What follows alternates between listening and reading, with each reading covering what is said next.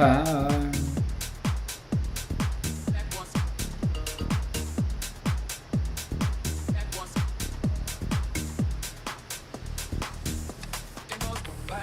Two by two. Everybody in the floor, let me show you how we do. Let's go. Dip it low, then you bring it up slow. Run it up one time, run it back once. It goes one by one, even two by two. Everybody in the floor, let me show you how we do. Let's go. Dip it low, then you bring it up slow. Run it up one time, run it back once. It goes one by one, even two by two. Everybody in the club will be rocking it. Let the bass from the speakers run through your sneakers. Move both your feet and run to the beat. Come run, run, run. Everybody move, run. Let me see you move. Rock it to the groove, done. Shake it till the moon becomes the sun. Everybody in the club and me a run. It goes one by one, even two by two. Everybody in the club will be rocking it. Let the bass from the speakers run through your sneakers. Move both your feet and run to the beat. It goes one by one, even two by two. Everybody in the club will be rocking it. Let the bass from the speakers run through your sneakers. Move both your feet and run to the beat. Come back once. Back once. Back once.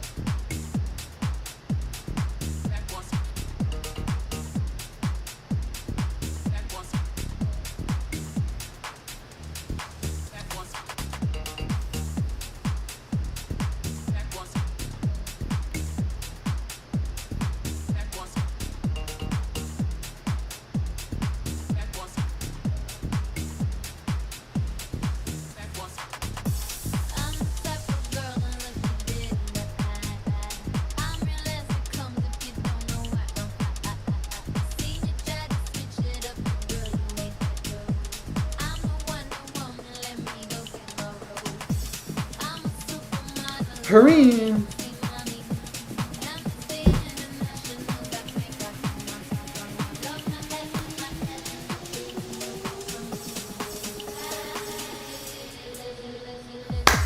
You see us in the club, moving to feel nice. You see us on the floor, you've been watching all night. We ain't get up nobody.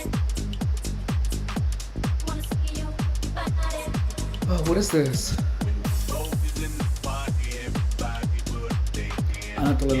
Anatoledo's insane. What is she saying now?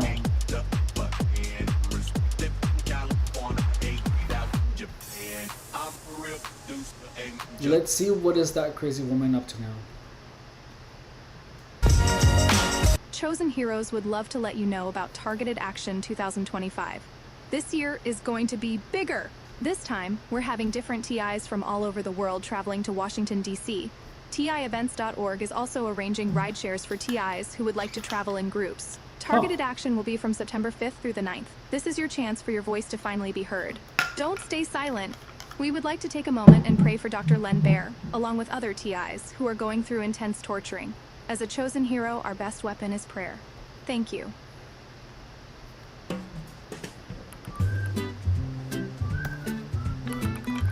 This is what you missed.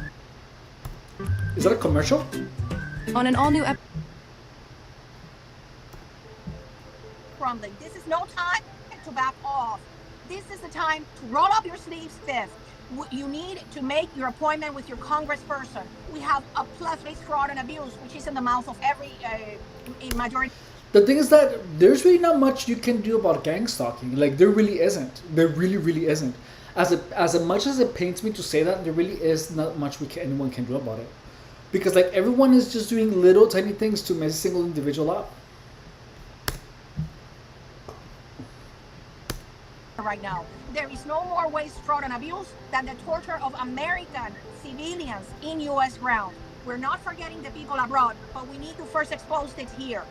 So that is one of the talking points, not only talking points, but for your correspondence with your legislator, with your representative. I can tell you about fraud, waste, and abuse. We will have the research on the grants given to the criminals that chase us around, like Citizen Courts and InfraGard. These programs will be funded, and America will go back to be really what it used to be when there was an Stasi state. So that's one thing. Cut you. And that's what, these criminals, they can't handle the She's truth. so crazy. They cannot handle the fact that they have all this power, and even with all that power, we're still treading through. And along what you said, just thing that live on my knees. And they know it. They know it. I am not going to stop. And if they dare do something to my beloved friend, Dr. Len Bear, you better believe that the wrath of God is coming against them faster than ever. So they better just stay away from him.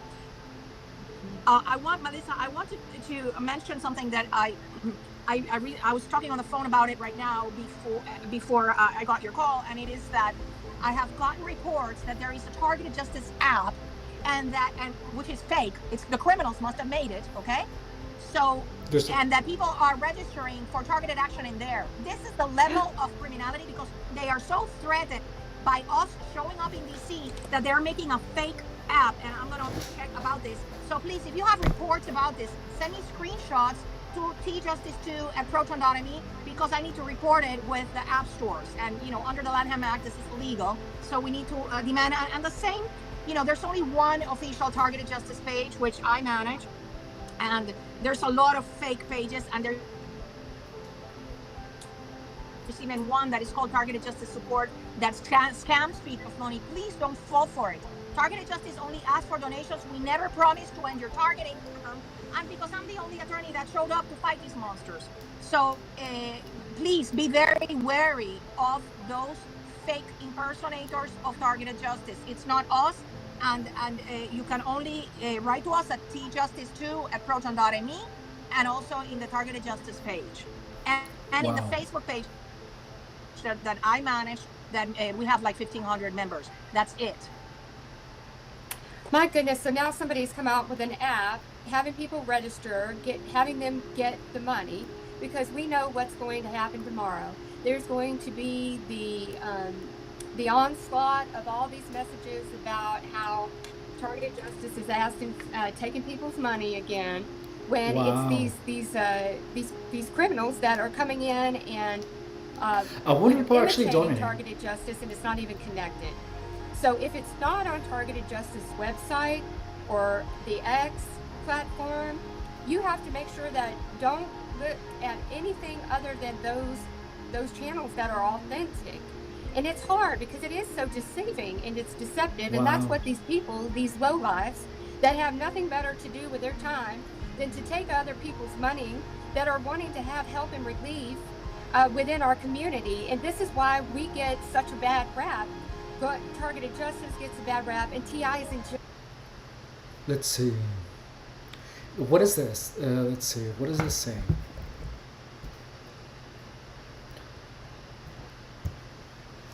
EMFs are invisible, but they're affecting everything. Your mind, your energy, your sleep.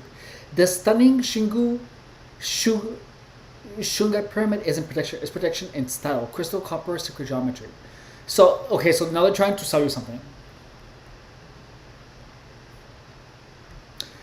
So now these are all, notice that all of these people that have something that talk about like it's your energy, it's like they're trying to sell you something. It's a bunch of misinformation.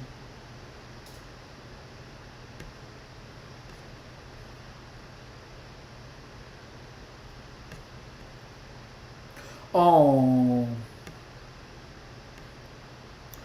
Targeted individuals are exposed to illegal technologies such as mind control, sleep deprivation, physical, neural weapons, energy weapons, and electromagnetic weapons. I am a top target for Satan, the Satan program.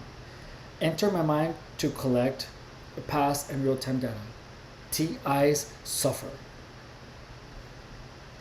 Who is this guy? Let's see.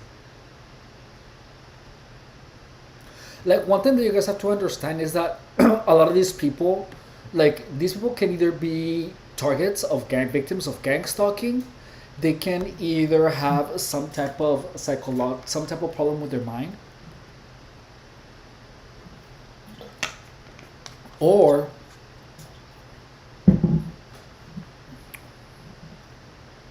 problem with their mind. They can be false. They can be fake, phony, and false, where they simply pretend. They keep the narrative going by claiming that they are targeted individuals. That is one thing that I noticed, is that a lot of people that keep claiming, "Oh yeah, I'm a targeted individual," they put a lot of these types of messages.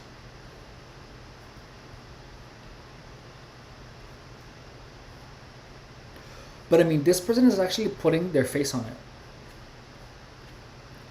Like, to be honest, don't believe everything that you see on the internet because it's like wild. And if you are targeted, it just makes you more susceptible to not be sure what gang stalking is. The moment that you do not understand, gang stalking literally is what's gonna make you more susceptible.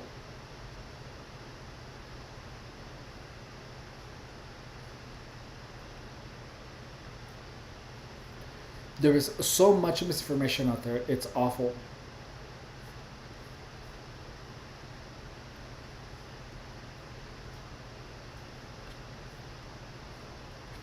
Those are cute.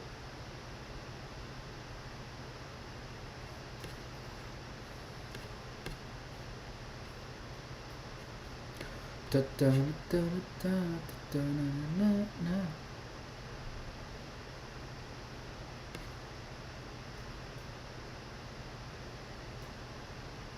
Look, listen to this. So now it's saying graphene oxide technology shops. Number Nuremberg. COVID is military, not China. They are injecting people with technology and hooking them to a Wi-Fi wireless network. Is this a video? But it's like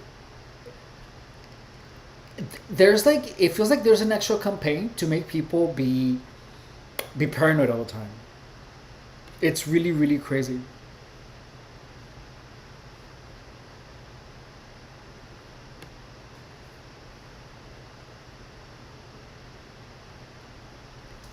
Like, listen here, shut down the criminal CIA domestic operations in Denver. They use electromagnetic weapons to cause this kind of harm.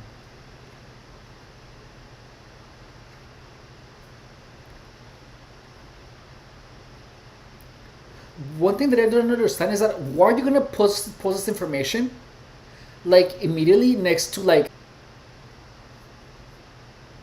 no. I don't wanna say that makes me sad.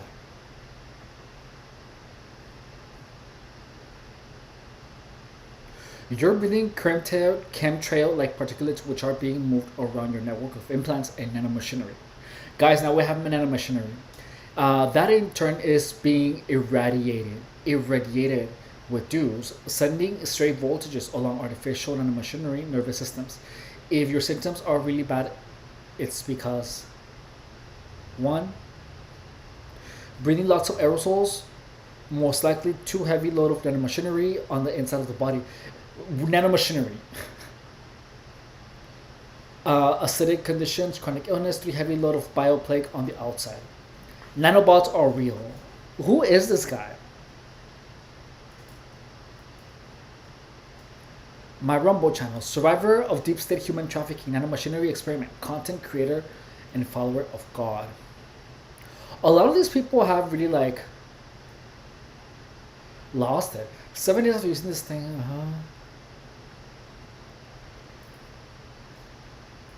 Of course, you're going to be buying something.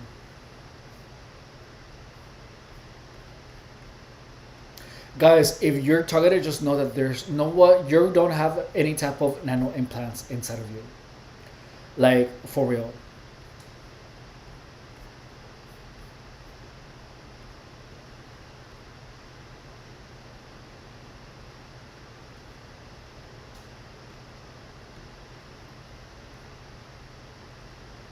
Yes, Andrew, you're right. They are not just attacking one manner.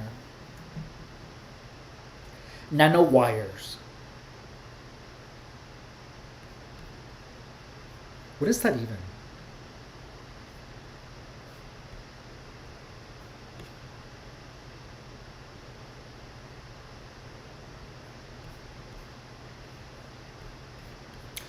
Today, gang stalking Twitter is boring.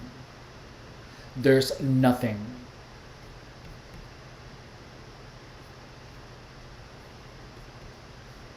Like, absolutely nothing. Let's see what's on YouTube.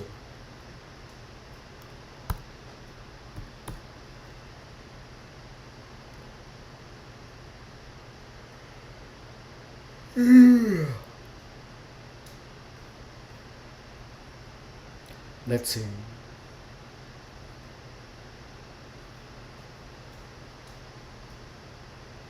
Let's see, what is this? Oh, I already checked her out. She's a little cray cray.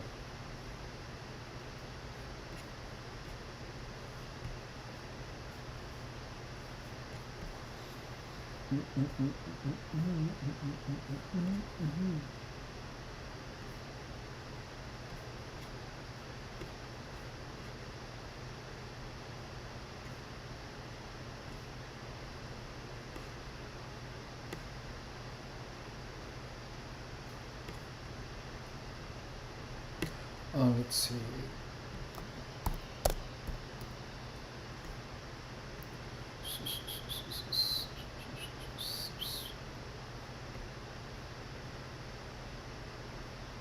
Oh, I haven't seen this guy. What is this?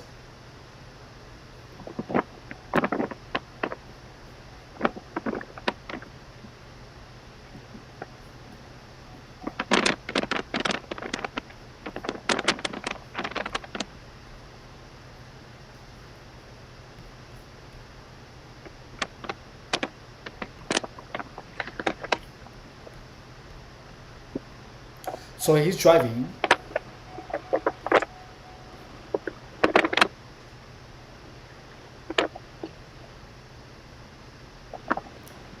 He's just gonna be recording it. Everything was going pretty smooth as soon as I turned my camera on. Now I got traffic and big red trucks in the way. It was nothing but beautiful mountain views and trees. Wish I would have got my camera out sooner. Sorry, man.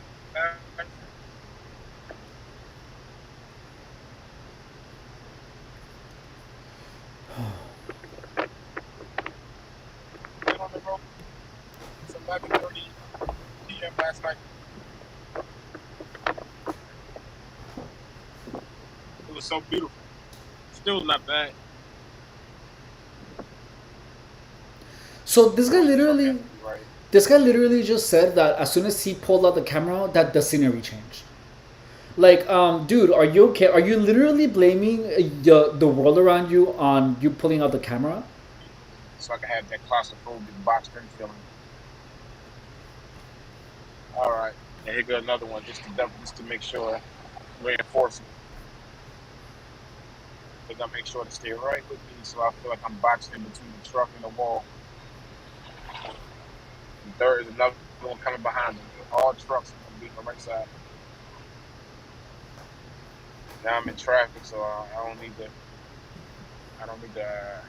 know, I don't need to be in turbo mode.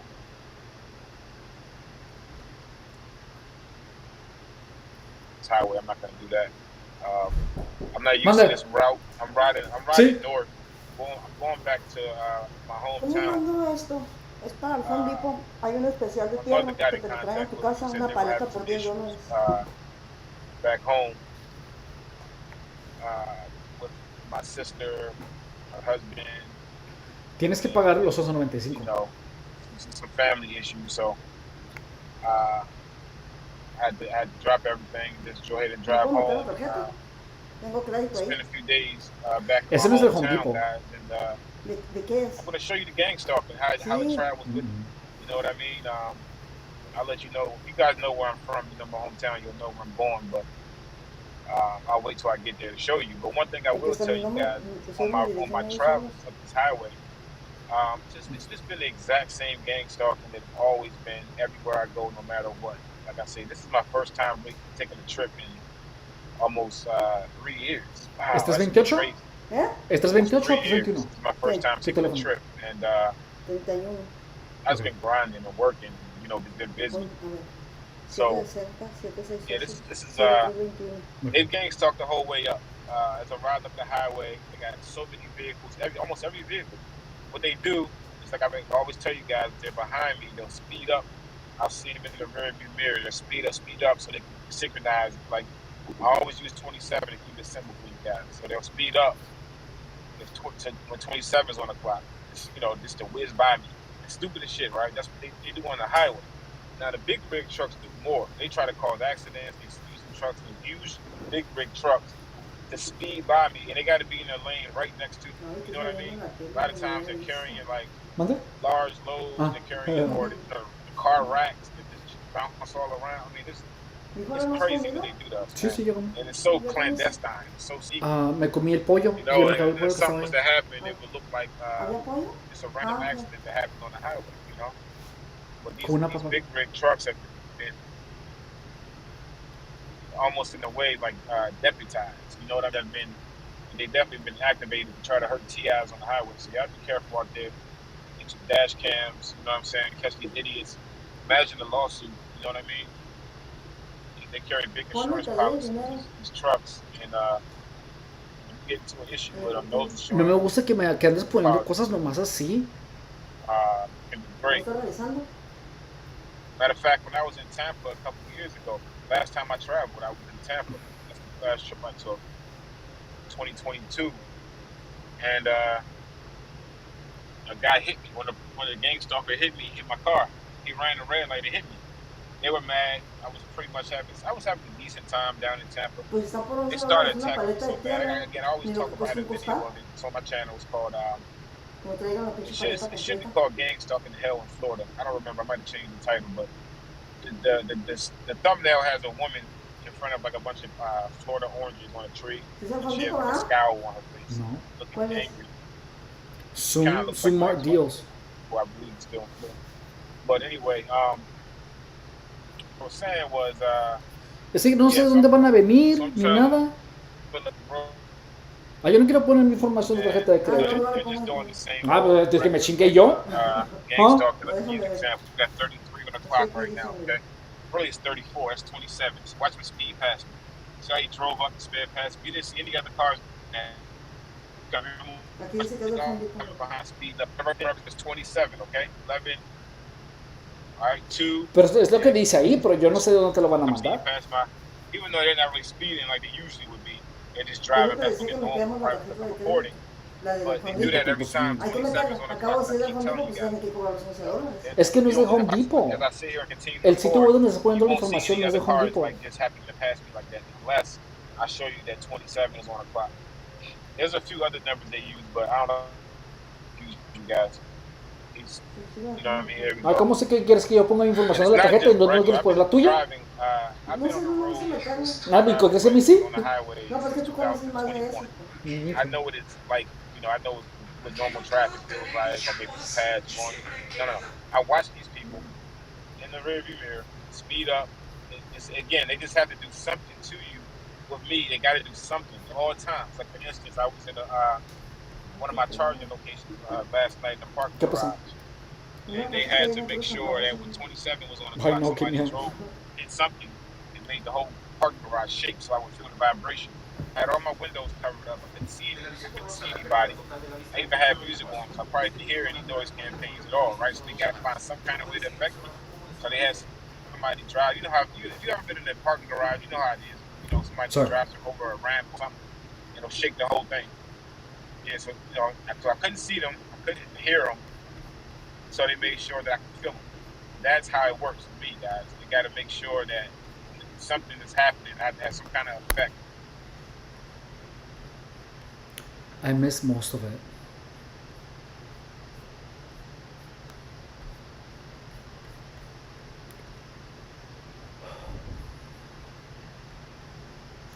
¿Cómo te llamas? Oh, hey Trey. What up, foo?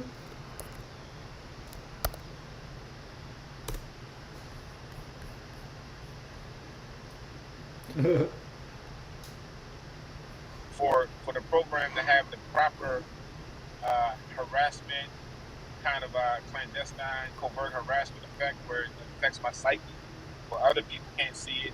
If you try to show it, if you try to speak about it, it sounds crazy. But the fact that It is hard to talk about gang stalking and not sound crazy. I guess I'm on King Ultra. But anyway, But I mean, notice that a lot of people are talking about crazy things like MK Ultra and things like that. It's like, there's no way that you're not gonna sound crazy when you're currently talking about or disproven freaking conspiracy theories.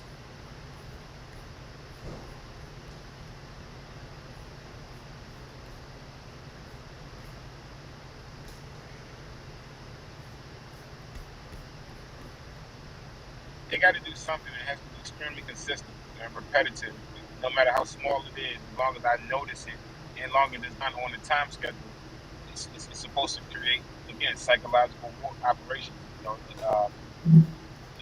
This is a tedious, method to break your mind down. If your mind isn't strong, luckily I'm aware. I've done my study. Here's 27 for you guys again.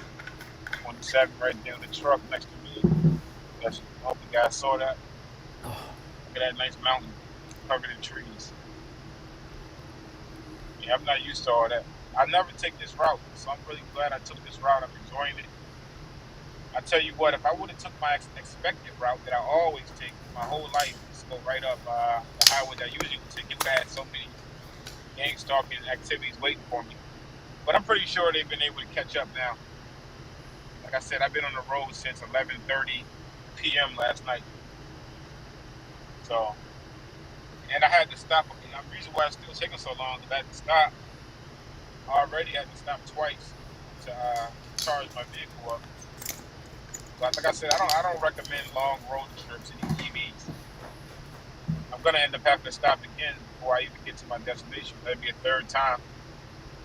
Typically, when you fill a gas tank up, the trip that I'm taking is really it's really between 11 and 13-hour trip coming from Atlanta.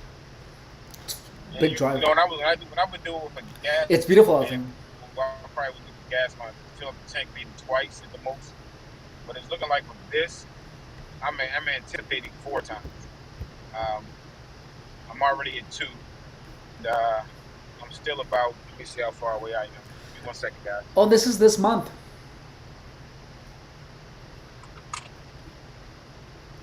He Yeah, literally so I'm just still posted like 5 this. hours and some change away. So I'm anticipating to have to stop and get a charge.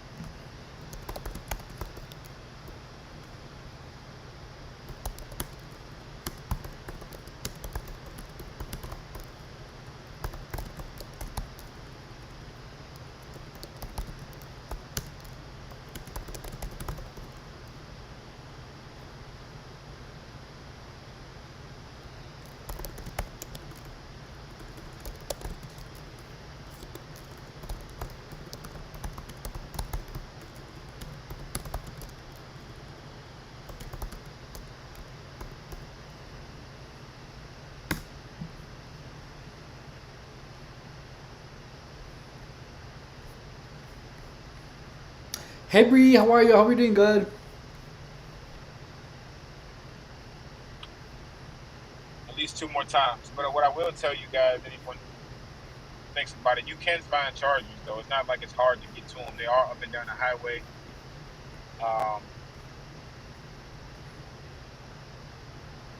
Oh, he just streamed it yesterday.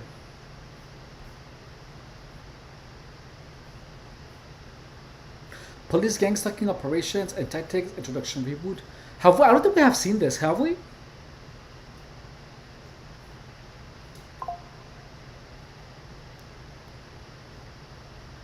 Many credible sources to do further research on gang stalking.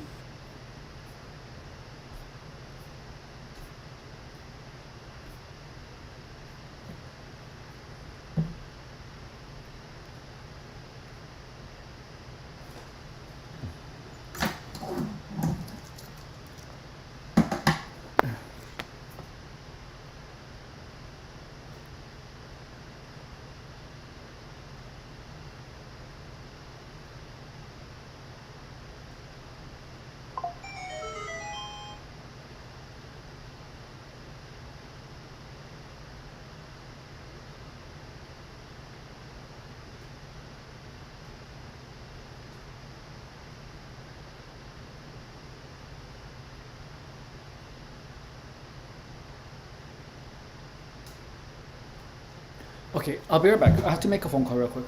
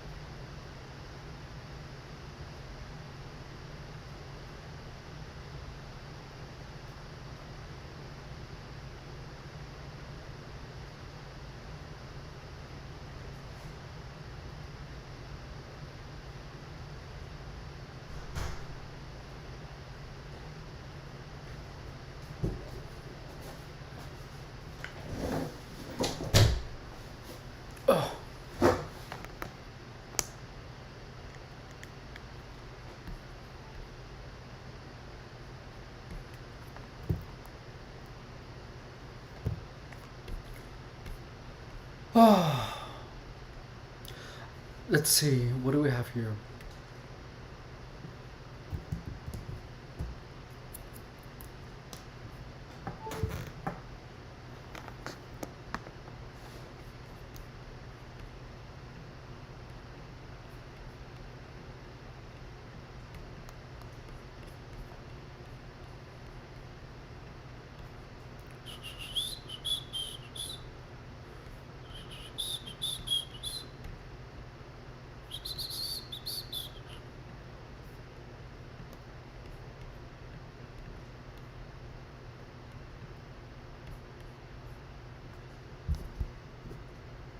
So I'm waiting for a call, but I'm not getting any answers.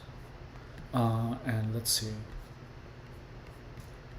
Where is.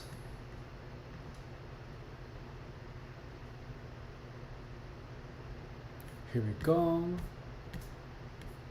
Let's see.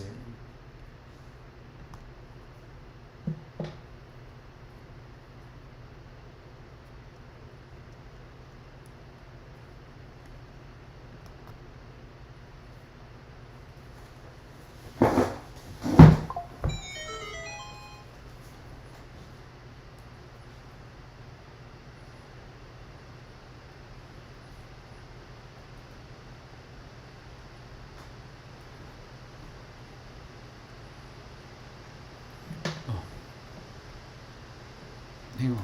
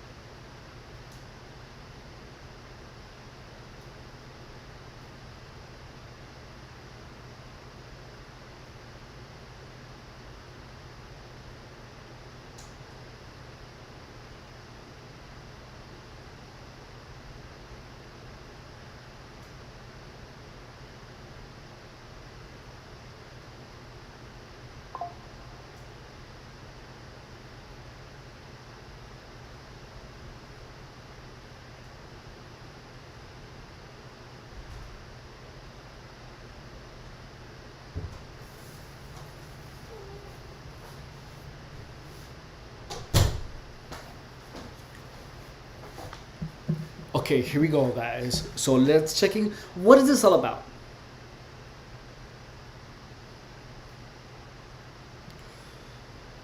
Oh, dude. So I remember I went to the police about my gang stalking downtown, but then it amplified. So did the cops do anything, or did they say anything to you, Trey?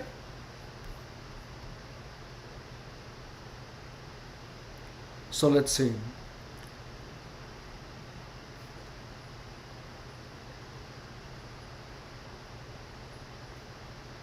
Stasi.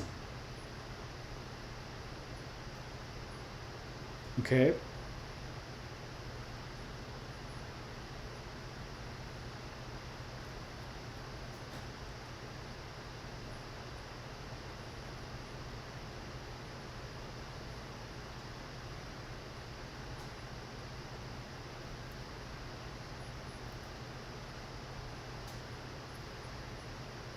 Okay.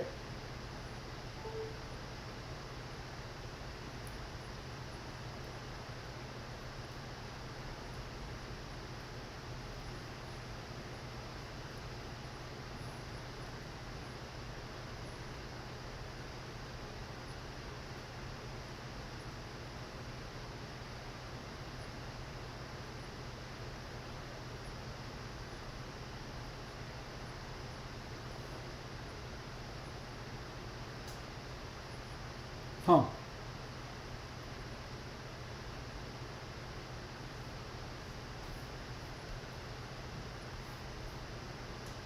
Why is this?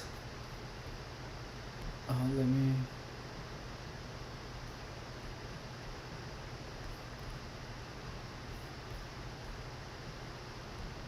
To attack the victim while he occupies the same environment as the non-victim. Mm-hmm. Now, you may be That's asking true. yourself, how is this possible? Well, what these perpetrators use is a tool known as sensitization. Uh huh. If you would, take a look at these next two video clips. Let's see.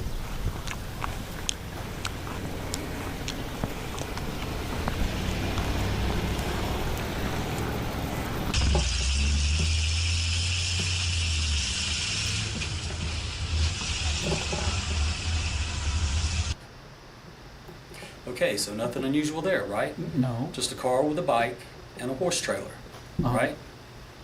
Now, take a look at these next few images.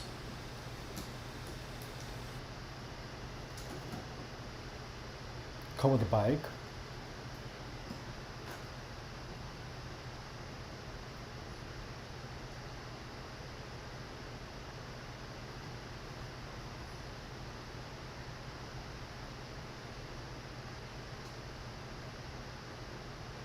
Okay.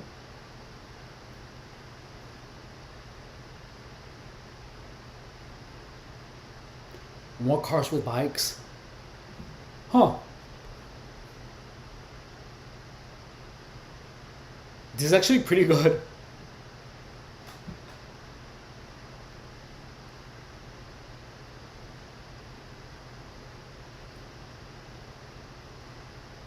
That's how it's done.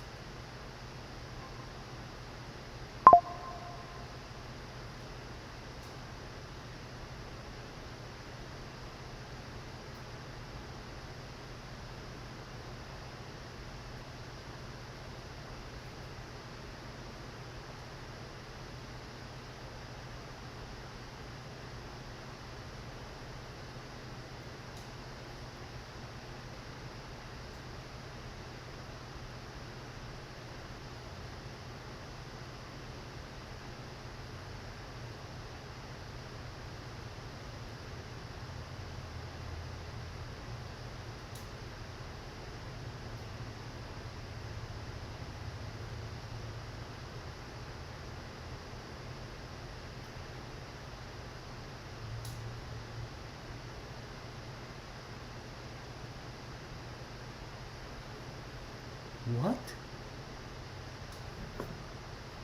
Now, if you've seen these images each day, every week, every month, for several months or several years, you would become sensitized to these images. Yeah. And as a sensitized person, if you were alongside someone who was not sensitized, and the two of you seen either of these,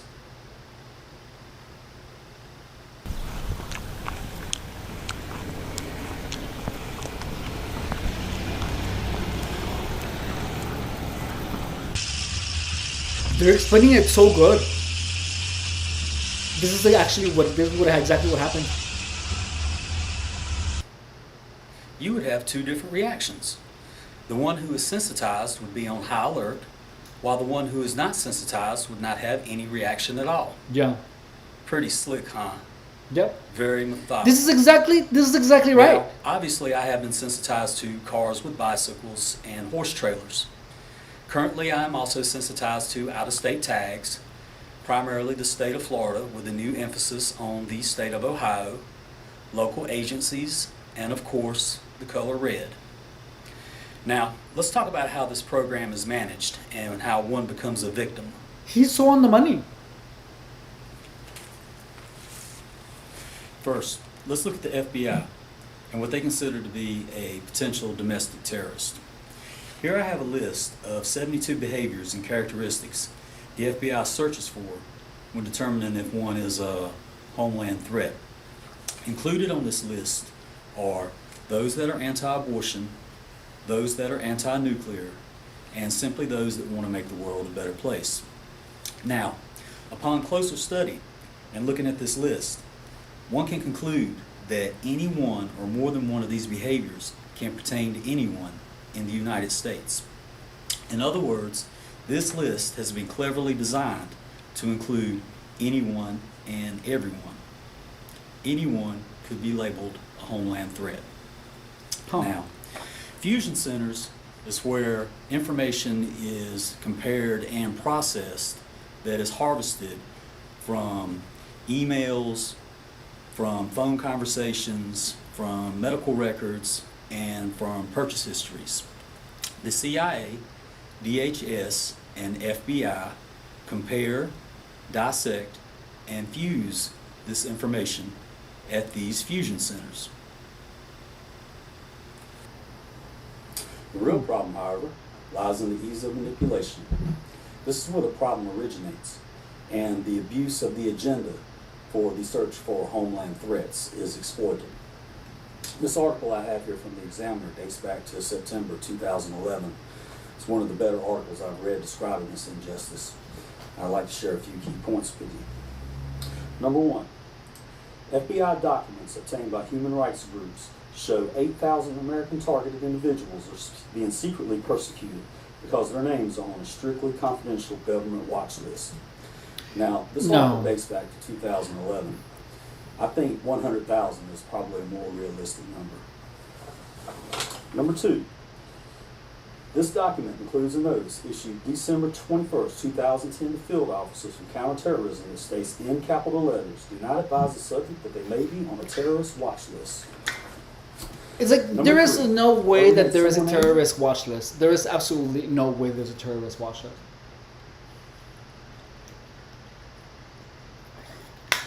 It makes no sense because there's so many people that are just living their life and they're harassed. A person who agrees with the American way of revenge, such as calling your name into the local fusion center, ever jilted a lover? According to those protecting the fatherland, these situations are sufficient enough to be targeted and kept on a watch list no matter what. And number four, and the most disturbing, it only takes 2 people to report a target. 2 people. Herein lies the problem. You take the 72 characteristics that the FBI is searching for when determining if one is a homeland threat, and with a 2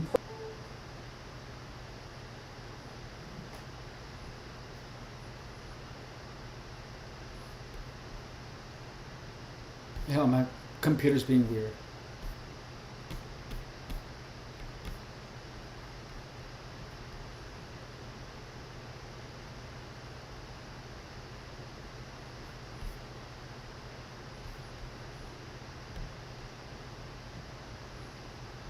like to use street theater. If you would, Ooh. take a look at this next video clip. Let's see. What I'm going to demonstrate here are 2 different versions of street theater. This first version is a brief conversation of someone on a cell phone. Now this street theater can be done with a cell phone as this perpetrator is doing. When this perpetrator arrived, he sat on the opposite end of this coffee house until the table in front of me vacated. As soon as it vacated, he relocated quickly from his table to the table you see him at now and immediately pulled out his cell phone. Now first, notice his escalated voice. This is used for hooking your attention. Once he has hooked your attention, he will next use catchphrases as these stalkers want their presence known. And these catchphrases could include anything that pertains to you, family names, bank account numbers, where you work. Let's listen for a minute. Oh yeah, I mean he'll be fine. I mean I think that it is. I mean, it's better. The thing that it is like this happened once with John Gibbs, and that seemed to work pretty well. And I want to make you think that we, we're the character, right?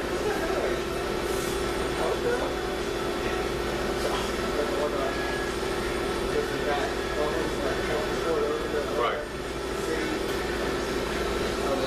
Yeah, well, I'll handle it, but I just want to make sure you're okay with that, and then.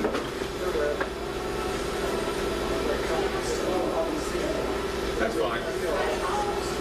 So, Yeah, just so you know, yeah, and what I've been doing too, I mean, I think I'm making progress with some of your accounts, and my goal is to have, between now and the end of the quarter, somewhere between 9 and probably 9 to 10 of total appointments set up for you. So that's why, I mean, like I said, I feel like I'm making headway with them. I've got some good contacts going, so just be patient. We'll get them done. Listen, have a good weekend. I'll talk to you on Monday. Terrific, thanks. All right, you bet. He didn't say anything weird. Speaking awfully loud for a private business conversation, isn't he? He didn't I say hid the anything in camera from particular. the site so he wouldn't deviate from his catchphrases. Now, let's take a look at the perpetrator in this next video clip. I didn't say anything out of place. The second example we're going to look at is this perpetrator conversating with someone else. This time I wanted her to see the camera to get her reaction to the camera's presence. She immediately stopped her catchphrases when she noticed I was filming and documenting her. I use this example primarily because I wanted you to see how many times she looks at my camera and just how much it is bothering her that she is being filmed and documented. Anyone would be Now bothered listen to a if anyone's conversation getting briefly filmed. and then watch her reaction to the presence of the camera. I would. It's like he's gang stalking her. I was going to say, by the way, next time you email me, make sure you tell me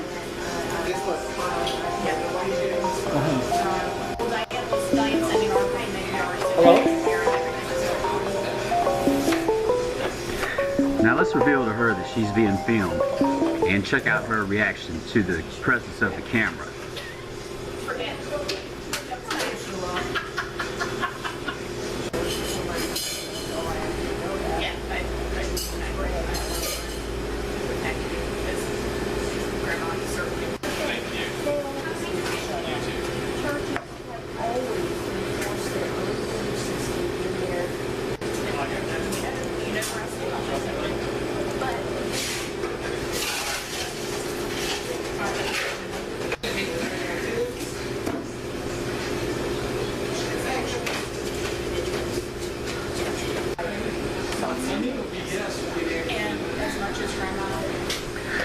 Not once does she say a word about the camera.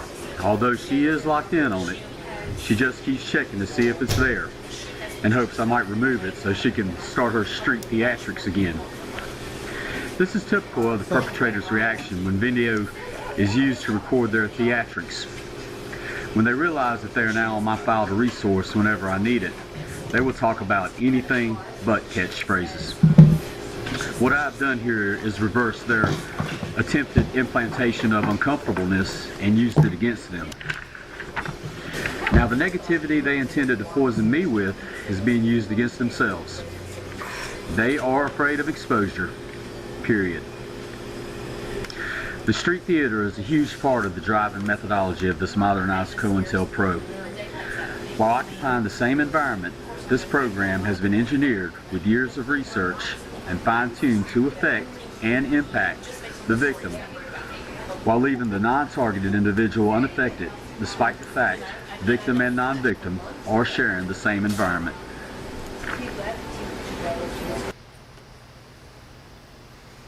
What the perpetrators are trying to trigger with these street theater tactics is an anxiety disorder known as agoraphobia.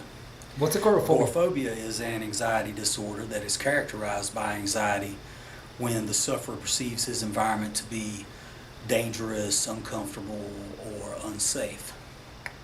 Now this leads to dissociation, which leads to the targeted individual's isolation. I cannot emphasize to you the seriousness of this disorder. Now the perpetrators are gunning for the victim's total mental collapse with these tactics and with this disorder. They are trying to make you do something you normally would not do, and they'll do anything and everything to make this reality. The inmates are running the asylum, so to speak.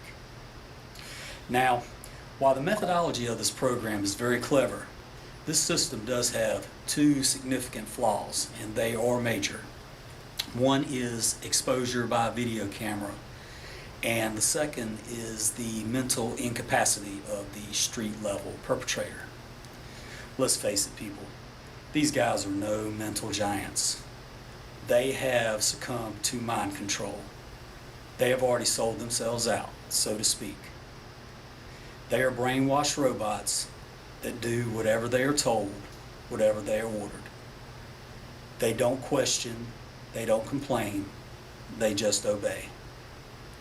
Now, to further the perpetrator's downfall, they have been working in these brainwashed, synchronized teams or units for so long, they've lost all sense of individuality. In other words, these guys can't even order a cheeseburger without consulting each other first. Now, earlier in this video, we talked about this post-2000 COINTELPRO and some of its Stasi characteristics. Take a look at this video clip. The purpose of the Stasi was spying on the population using a diverse network of citizens turned informants. The strategy of the Stasi was to fight any opposition by overt and covert measures. This includes the psychological destruction of the victims involved. One of the main attributes of Stasi symbolism is the color red. The two guys in this video use red t-shirts and red shoes to exhibit Stasi symbolism. Let me reemphasize, this has got to be one of the biggest abuses of power in the history of the world. And for those of you in the public sector who are not victims, and those of you who are skeptics, I hope I've given you some things to strongly think about and consider. Not target it today, target it tomorrow. I highly recommend this article from the Examiner back in 2011, and the credibility of this study of agoraphobia and gang stalking from UC Berkeley goes without saying. You can contact me with comments. My email is attached. And, you know, even though this was interesting, honestly, And now, your hosts. I'm skeptical because his examples didn't example much. They just seemed like standard videos. Like there was nothing to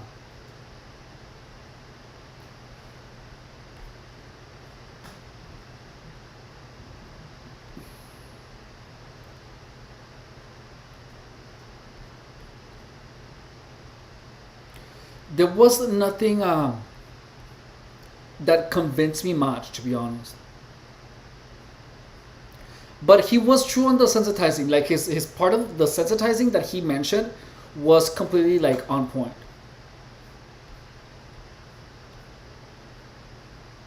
What is this? OMBC News.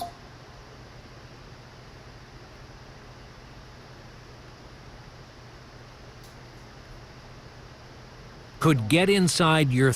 Let's see.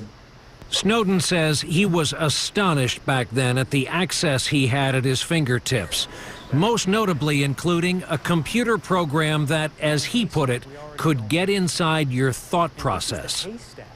When I think about an instance that really just struck me as, oh my God, we can do this, and that we can do it to anyone, was that people at NSA, analysts, can actually watch people's internet communications, watch them draft correspondence, and actually watch their thoughts form as they type. As you write a message, you know, an analyst at the NSA or any other service out there that's using this kind of attack against people can actually see you write sentences and then backspace over your mistakes and then change the words and then kind of pause and think about what you wanted to say and then change it. And it's this extraordinary intrusion, not just into your communications, your finished messages, but your actual drafting process, into the way you think. No quiero que nomás estés todo tu dinero nomás así. This is what Ivy League universities you can get into with a 3.6 GPA. Pues yo no sé, pero pues tu punto, 90% of pues tu students punto with tarjeta. 4.0 plus GPAs get rejected Sí, yo sé, from pero pues tu punto universities like tarjeta. Harvard, Stanford, and other top 10 universities. Believe it or not, Pero, my pero eso no tiene first nada que ver. De stalking dónde es la tarjeta es crédito. victim was me. Stalking is not No sé. Porque el envío es una parte, ¿cómo el envío te sale como la quintuple? ¿Sale como 50 dólares todo? Sí. Voy a ir a preguntar. Okay. De todos modos, si tú la compartes, si no va a acabar esa. Sí.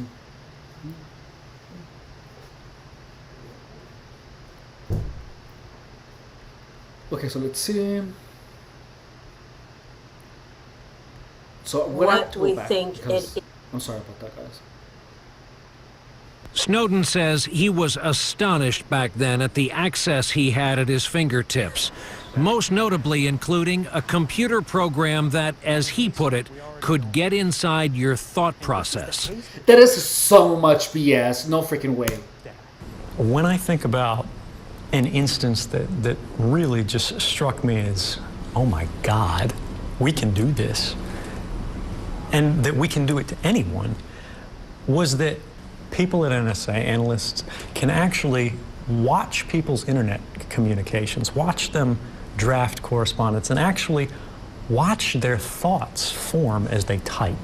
Oh, as whatever. You write a message, you know, an analyst at the NSA or any other service out there that's using this kind of attack against people can actually see you write sentences and then backspace over your mistakes and then change the words and then kind of pause and think about what you wanted to say and then change it. And it's this extraordinary intrusion, not just into your communications, Notice how the video implies that there is an actual NBC News freaking interview. However, it really isn't. It isn't an NBC News interview. It is just a bunch of pictures. Messages, but your actual drafting process into the way you think. Like, that's a lie. That video is completely, it's BS. Lucia it's like, how dare you do that? Lucia's prospects playlists are dramatically.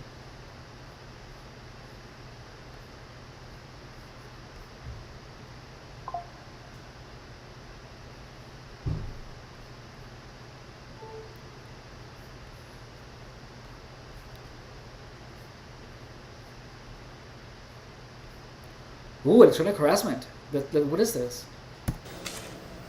Hundreds of people in the valley say they are hearing voices in their heads. And those voices are being transmitted by microwave or other methods. Well, several viewers asked us to investigate what they call electronic harassment. KMIR 6's Angela Monroe joins us now with what she's discovered. Angela. Electronic harassment, synthetic telepathy, voice-to-skull technology. Chances are you haven't heard of these terms, but after searching the internet, I found dozens of websites dedicated to the phenomenon and several Valley residents who say they're victims. Huh. How much more can you invade me than to go into my brain? It sounds like somebody else is reading the book, only it's thoughts. We're not having a group hallucination. This is actually something that's happening. These men all live in the area, didn't know each other before the voices started, and say someone is playing mind games with them. Mostly it's a lot of derogatory comments about whatever you're thinking about. Only time I ever had a whole sentence, he said, "This is not about you," which just frosted me. If it's not about me, what the hell am I going through all this for? Kevin Bond says he used to have a normal life. I was living in the San Diego area, was clerking for a federal judge, and I noticed that I was being followed by a whole bunch of people. According to the websites, what Bond is describing is called GangStalking. He moved to Palm Springs to escape. I started hearing, as you'll hear, hearing voices, and what they'll call voice-to-skull or microwave hearing. Bob Stansfield says his experience was similar and started a decade ago. They were active in following me around here, and I started hearing the voices a little bit after the vehicular stalking. Randall Ringer says the voices started when he was undergoing chemotherapy. The first thing that was said was, "Randall Ringer." And I sat up straight and I went into the bathroom, and I looked in the mirror, looked myself in the eyes, and I said, did that really happen? Bond says he's found more than 300 victims locally and is tracking others across the state through billboards. In Johnson Valley, They're a actually Freedom built. House just opened to help people who believe they are being targeted. To many of you who find yourselves the object of covert harassment, that there is hope and that you are not alone, and that we are striving to find legislation and we're working towards freedom for all. Derek Robinson leads a national group called Freedom from Covert Harassment and Surveillance. He says he knows who's playing mind games. Rogue government officials that are sponsoring this, also corrupt business officials, This is and crazy. private citizens. And he also told us how. Most of it is delivered by microwave, and I believe it's satellite delivered. Whether someone is on a remote location using a laptop or next door using the desktop. Bond says neurotransmitter chips that run off body electricity have been inserted into some people. And they assign cell phone numbers to them. The cell phone numbers are then run through a computer, and a computer translates your thoughts. This crime has been available to the military for 60 years. We sat down with local psychiatrist Dr. Alan Drucker to get his professional opinion. There's no scientific evidence and there's no objective evidence to show that what they believe to be happening is factually true. So what does the doctor believe is behind these voices? Information that I found on many of these websites really confirms or is consistent with what I see in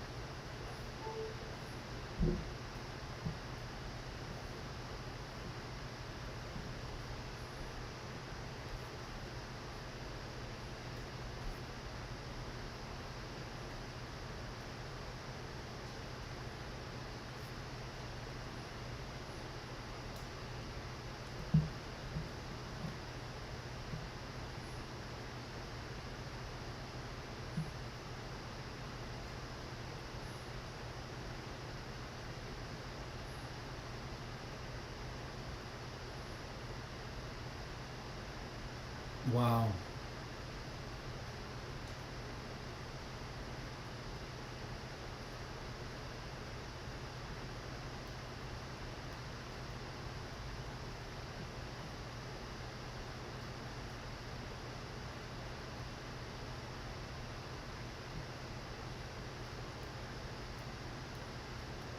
Yeah.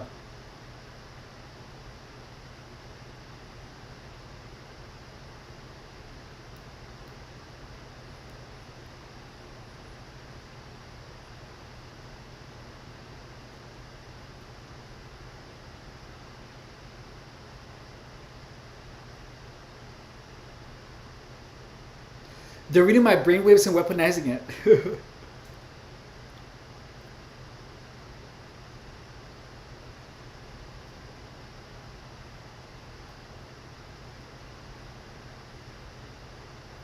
This is insane, dude. That's the thing about GangStalking, is that there isn't like an absolute answer. There just isn't, which makes everything so insane. So I'm gonna get something to snack on real quick. Hang on, I'll be right back. I'll be right back. Ugh, this is crazy.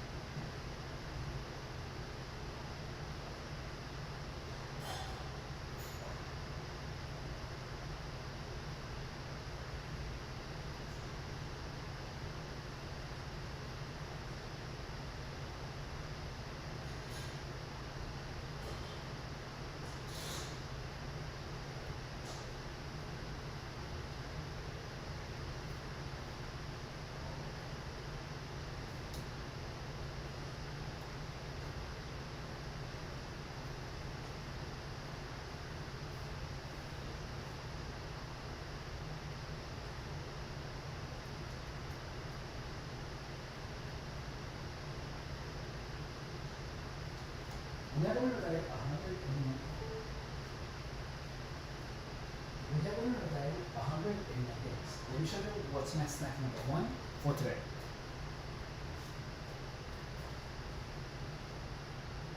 We're simply having pork rinds and rice. That's it.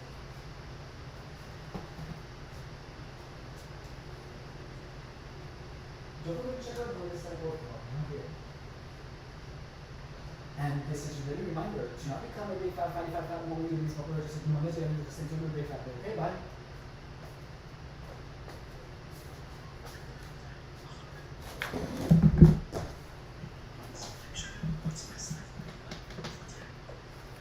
But yeah, that's crazy, dude.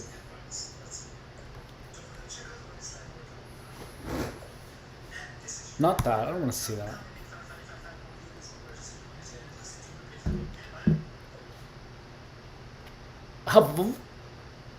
What is it with the Havana syndrome?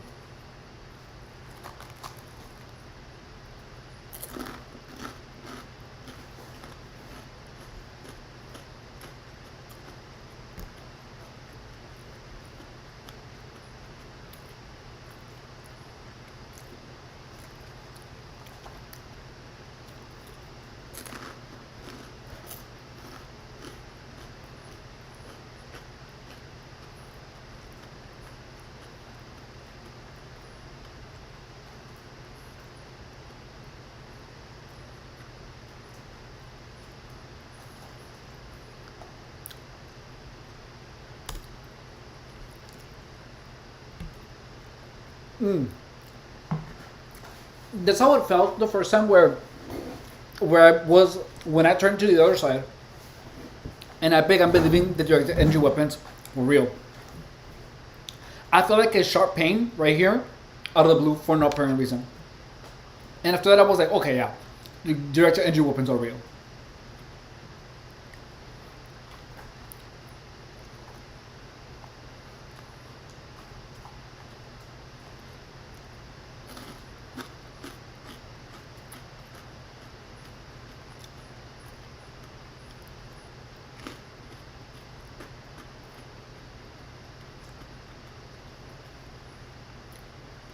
Huh.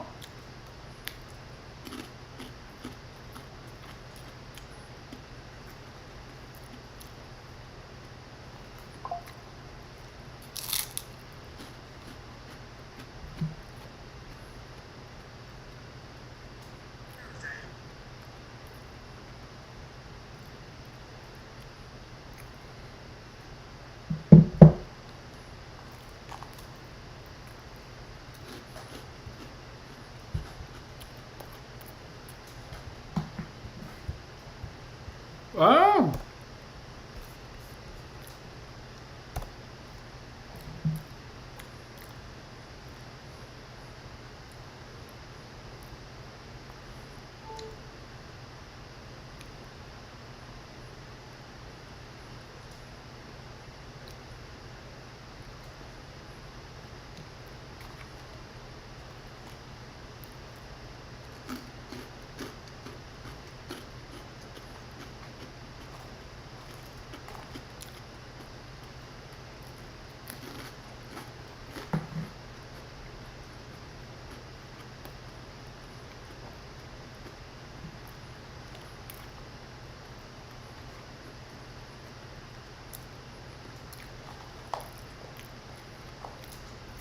Wow.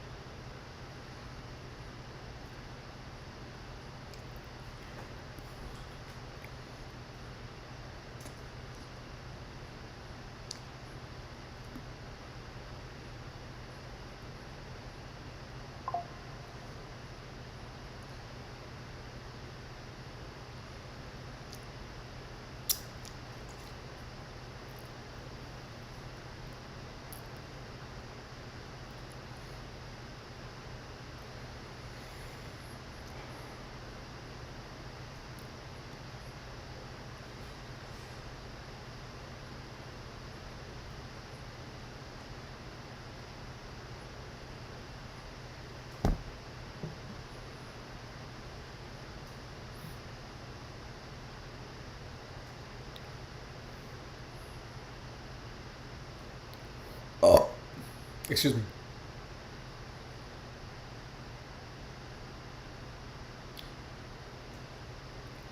Oh my god, that sounds amazing, Trey. I was eating pork rinds. I was eating pork rinds with rice. So good. I'll give you one. Ah, thank you.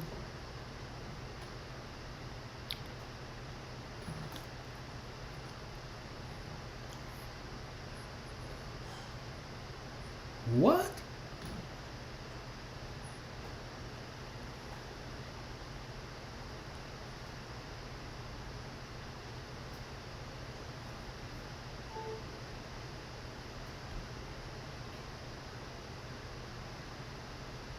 In so much pain. My ears were ringing. We all had different sensations. We all heard different sounds, or in my case, didn't hear anything at all. Why?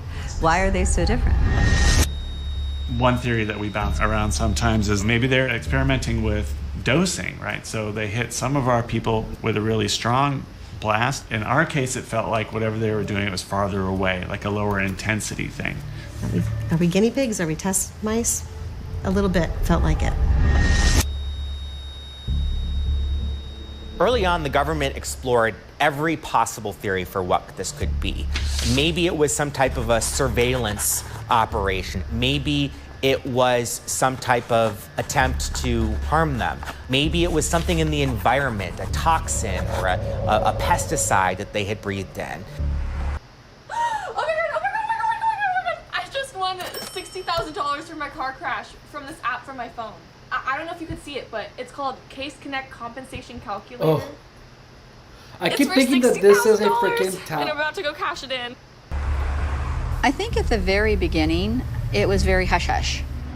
Something is going on that the department doesn't know what it is, and we just need to be careful. People started to raise the possibility that this was psychosomatic, that it was mass psychogenic illness. Huh. Several of us went to the security office.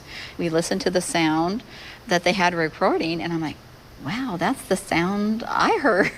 They were pretty much, no, you're wrong. You're not, you didn't hear that. So that was the start of trying to figure out how to get people to believe me. Okay, I'll be right back. I don't think anybody. Let me pause this real quick.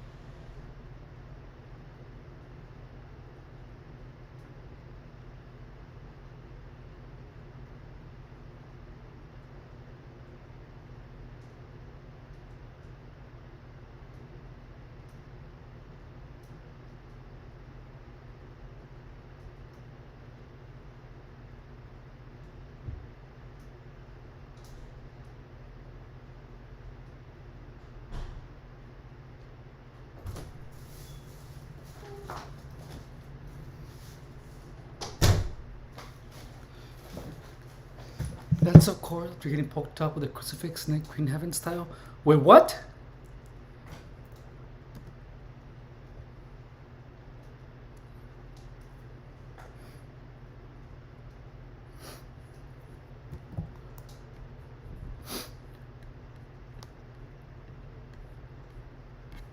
Let's see.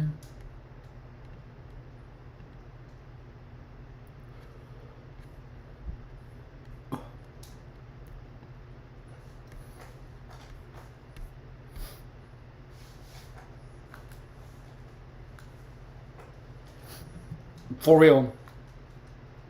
Or everyone mocks.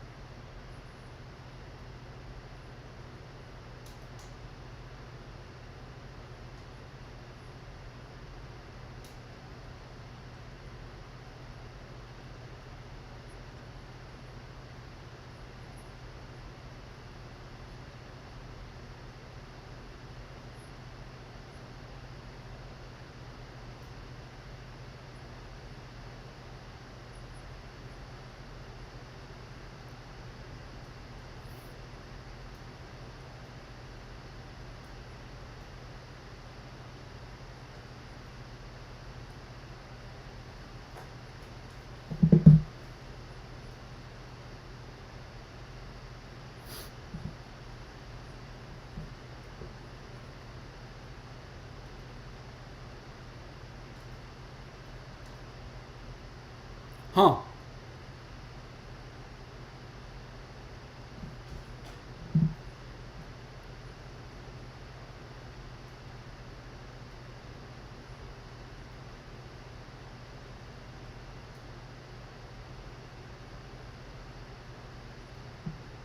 Wow.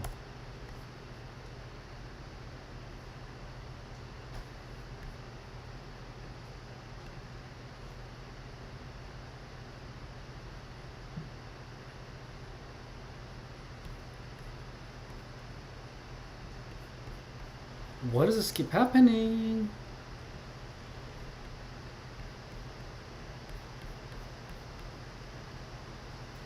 Havana syndrome brains had less white matter and less connectivity in them, and that led to what doctors started to refer to as a brain network disorder. I still didn't completely believe it. And I would ask Dr. Swanson constantly, are you absolutely sure this can't be psychosomatic? And he would say over and over, yes, we're sure. There are certainly some components that could be argued away, but there are others that can't be. And it's those that make us know that this is real and not psychosomatic. The doctor writes, it is my opinion that my current symptoms are a direct result of the environmental exposure she suffered during her work assignment in Havana, Cuba in 2017. I think I was at my peak when I first got to Cuba, and then it went downhill from there. I see myself, and there isn't any physical problem that I can see, and I'm still seeing me, but it's not me. And so it's depressing and it's overwhelming, and I'm still trying to deal with it. I spent about 9 months trying to do my old job, little pieces of it, a few hours a day. And I felt sick all the time. I had horrible headaches all the time. I had to grieve it because it's a loss. I am not the woman I was before when I went to Cuba. I'm not that person anymore. I had to go back to the department and say, I think I'm broken permanently. Wow. Imagine having to say that. When Dr. Galloway told me that I couldn't make my eyes work together, it was the first time that someone had said, you know, that this is sort of the smoking gun. Well, he, I believe, is being gang-stalked himself because he seems to have a high volume of radiation in his free apartment that his 90-year-old friend reported him. This is your proof radiation that you have suffered some sort of traumatic brain injury without actually being hit in the head. I finally realized that it was over. There is no more career. It's just try to keep working, try to keep contributing in some way. I work 2 hours a day, if I'm lucky. I don't manage, I don't lead. Everything that's happening for me is happening below the surface. It's 4.5 years of excruciating headaches. It's 4.5 years of stumbling, losing my balance. It's 4.5 years of Imagine, dude. Vision degradation. People don't understand what this kind of brain damage can do to you. Symptoms are not what we have. We have injuries. So it is all in our heads in the sense it's a brain injury. It's inside my skull, but it's not imagined. So it I exists do for not her. believe the department took me seriously. It was always, we'll get back to you. If we ask for more information, we'll get back to you. I have to ask myself, are they trying to disprove us or are they trying to prove what happened? We cannot definitively sit here today and say, this is the machine or this is the thing they used to cause these injuries. We are not aware of a technology that does this. We've never seen a technology anywhere in the world that does this to people. The longer this went on, the more government agencies that were pulled into trying to figure out what was happening and how to stop it. The military was looking at it, the intelligence agencies were looking at it. And the State Department commissioned a report from the National Academies of Science to assess these injuries as well. In the room where we sat listening to these people, you could have heard a pin drop.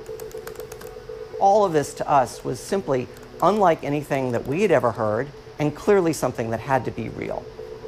The committee felt that these acute symptoms were more consistent with a directed radiofrequency energy attack and explored possible related mechanisms. We looked at 4 possible mechanisms, but came up with one that we thought was most plausible, and that was pulsed microwave energy. The National Academy of Sciences report was really helpful in saying, yes, it's our belief that these are directed energy attacks, that they are real, and that they were perpetrated by somebody, a state that has this kind of technology. We know that Russia is one of the nation states that has the technology. There are some others, and it's very concerning to think that our adversaries might be using this kind of attack against our employees to undermine our diplomats, to undermine our intelligence personnel, to undermine our military personnel. The Russians are the only country I know of who have previously targeted American diplomats with microwaves, although for a different purpose. That puts them at the top of a very short suspects list. The problem here is that this is all conjecture at this point. The American embassy in Moscow. For years, the Russians They're afraid bombarded of it me, with and honestly, microwave they're radiation. smart to fear me. Many because employees honestly, there so developed blood much trauma. resistant, and I love to fight, American especially officials with hey. protested, but also insisted yeah. there was no connection between the radiation and the problem. By the time I arrived there, people were still very upset about the fact that the reality of this microwave signal had been kept from them for years and years. If you're talking about the State Department and the bureaucracy, we had a similar problem that the Havana Just be careful. syndrome You don't want to get in, had, you don't want to which make was yourself that vulnerable to people were trouble. saying, oh, it's Embassy Moscow. These people are imagining things. This is mass hysteria. There was a tendency on the part of the bureaucracy to ignore this problem. Lucia's AI prospect playlist stream.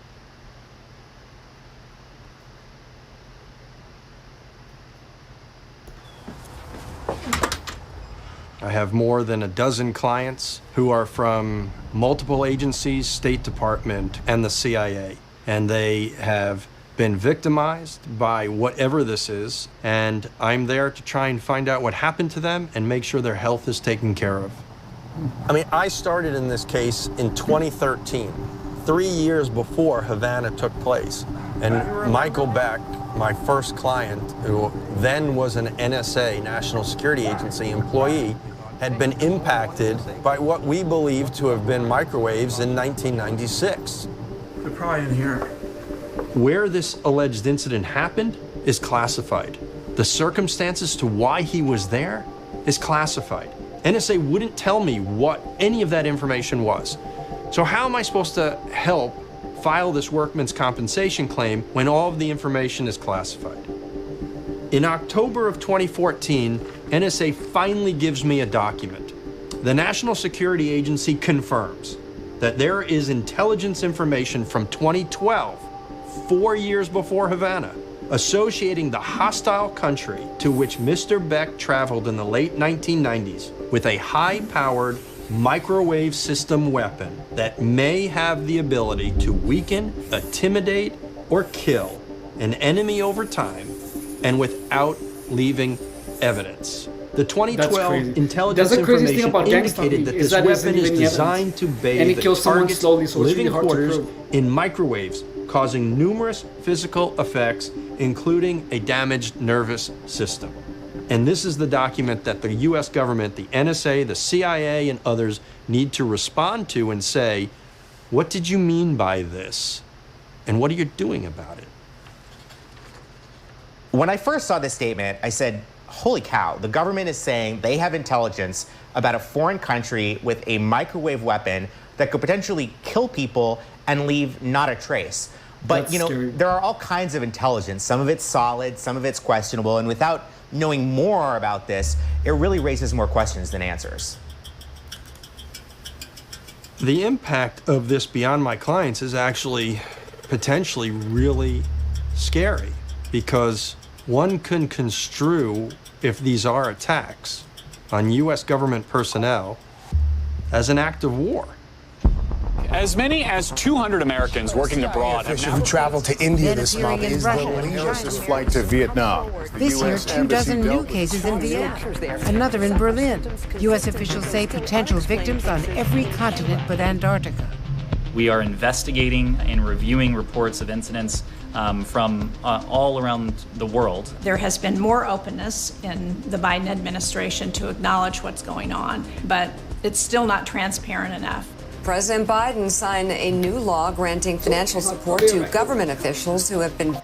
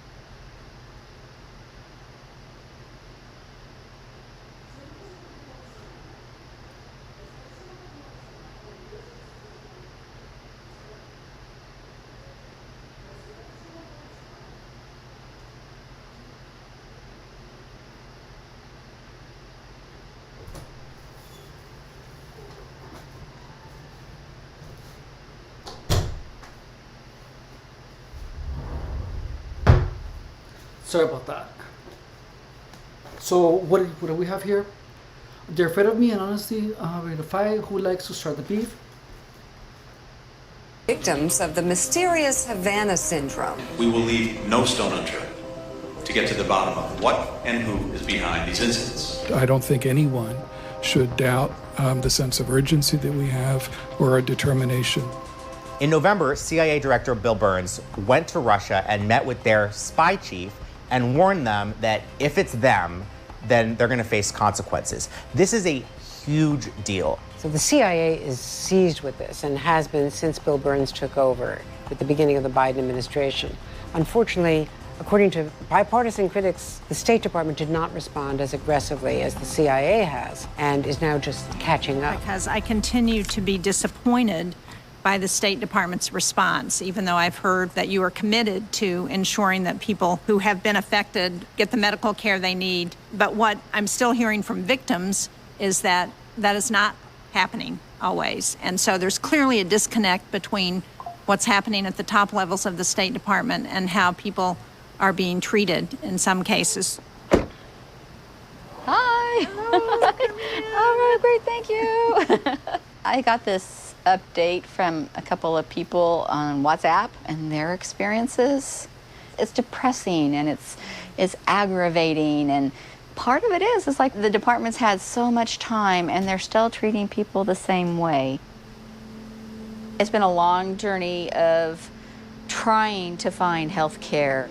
Okay, so referral request, follow-up. The department's still not meeting needs for health care. I'm pretty sure I have tried most of these. I tried them.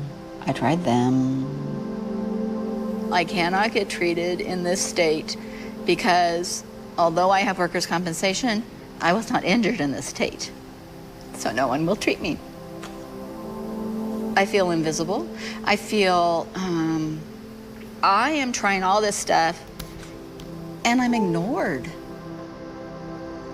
They expected their agency and the U.S. government to take care of them, to take them seriously, and they haven't. They are fed up with how this has impacted negatively their career, their health, and their life, and worse, that they have been perceived to be disregarded by their agency and not taken seriously. You're dealing with executives. You're dealing with professionals that are more tenured in their career. That's the hardest thing to deal with.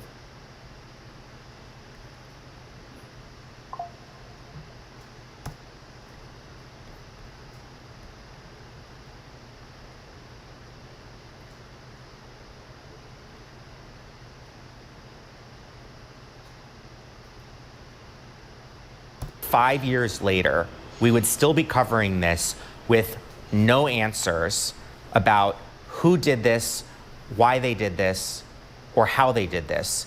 I wouldn't have believed you. I would have said the best intelligence agencies in the world are gonna figure out if someone is attacking our diplomats or not. And yet, here we are. We still have no known source or cause. That's what we have. When I read the news and I hear 20-some in Vienna, I'm struck that some of them are going to be like myself and some of my other colleagues who are no longer able to contribute what we once would have been able to contribute. And that is a loss to the service. If the American public could see the injury, see the blood, they would be demanding something happen. This is something I'm afraid of. I would like to know long term, what's going to happen to me? What's going to happen to the others?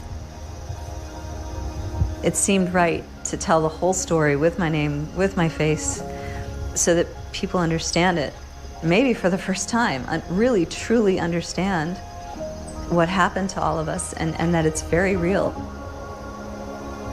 We all need to come to terms with that so that we can start moving forward and try to stop it before it hurts anyone else.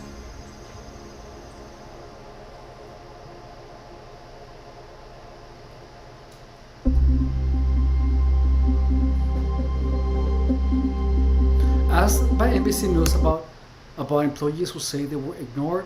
State Department spokesperson, in recent calls with affected employees, Secretary Birkin emphasized the priority others to this issue as part of this focus. So the thing is that there's not enough people that are affected by the Havana syndrome for this to actually be directly addressed. That's what sucks. It's not a problem that is super well spread.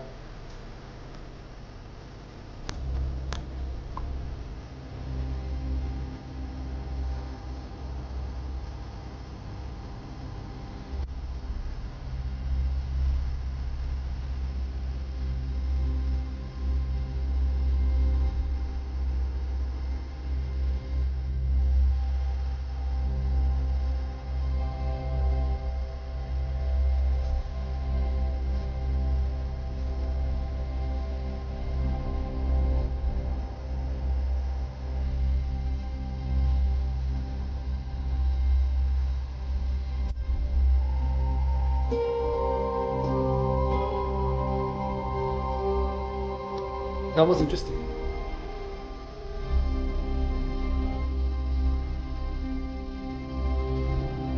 Havana syndrome.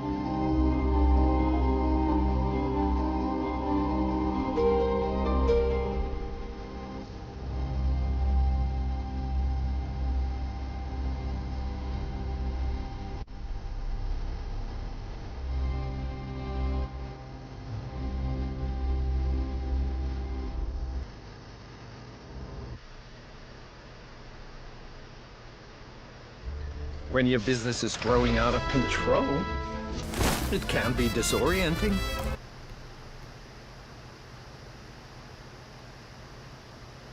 Hurry, ad. Oh my god, it's 2 ads.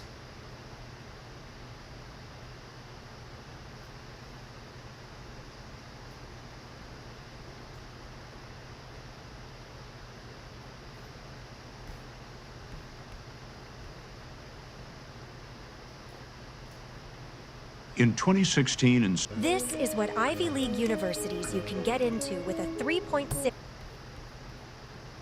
My name is Adam Ferrari, the Chief Executive Officer of Phoenix Energy.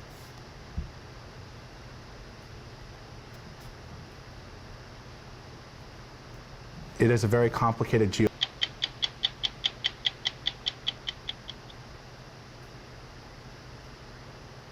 Since 2016, One thing that I felt like was really prevalent in gang stalking is that I felt that gang stalkers were harassing me harder and harder. Like they wanted me to forget what was happening. Disoriented. Oh no. Okay, so the stream got paused. Let's see.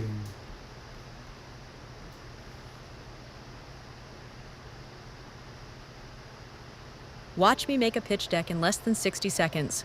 First, I pick a template from Beautiful AI. They have hundreds of options that are all professionally designed with AI smart slides.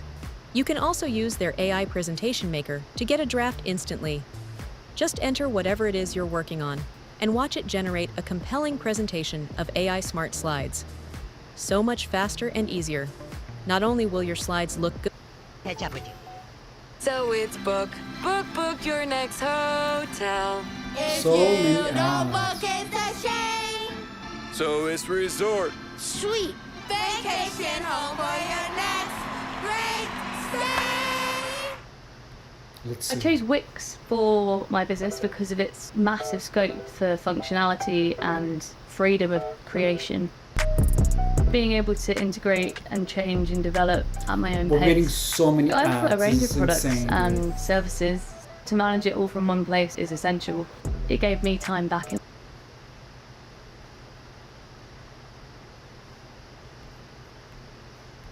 I'm not feeling well today.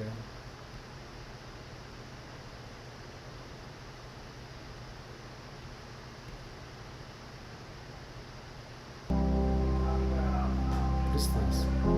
Oh, there's a People gangsta just would not believe the suffering that people in this community endure every single day. I've lost just about all my friends. They're afraid to talk to me. They think it's very effective. They think I'm crazy. My family doesn't know anything about it. I don't say a word to them. I don't know if my son knows, and I don't want anything to happen to him. Really, the most important thing that we can do for victims is to connect them with others who understand what they're experiencing, because no one else will. And isolation is really a key weapon that these perpetrators use to bring a person down to the ground, basically. If you go to see a psychiatrist, let's say it's the first time you're meeting a psychiatrist, and you say, I'm under police surveillance, and the psychiatrist will write you off as suffering paranoid schizophrenia, and then he will give you medication. So we must assume that this is what American society believes, that all these government agencies, which normally watch over people, don't actually watch people at all. If anybody thinks that they are being watched by this government agency, then they must be crazy. It cannot possibly be true. There really is no help at the moment officially to assist targeted individuals. They can't go to the police, they can't go to the FBI, to even comprehend. They can't go to Congress. There is nowhere that they can go.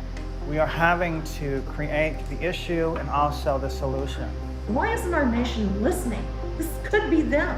I wouldn't be surprised if most of the nation is under mass mind control. Given that the world is filled with groups of people operating in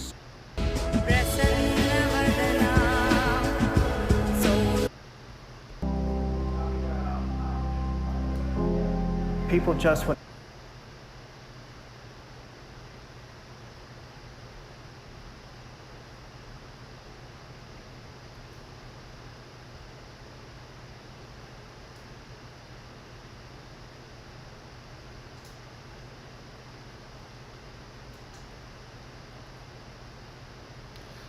What was his? I think I already checked his input. So individual stalking is fairly common at some point in their lives.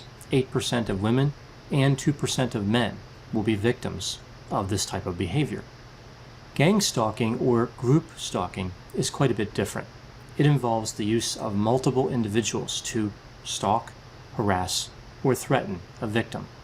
The group must have at least 3 people in it and must be organized with a clear purpose.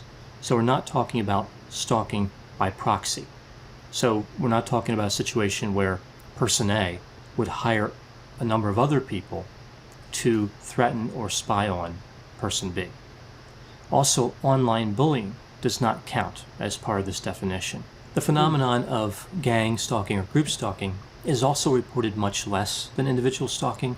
About 0.66% of adult women and 0.17% of adult men will have the subjective experience of being gang stalked at some point in their lives. The subjective experience. Now, in approaching this subject from a neutral stance, like scientists would if they were conducting a study, the assumption would be that gang stalking could be real.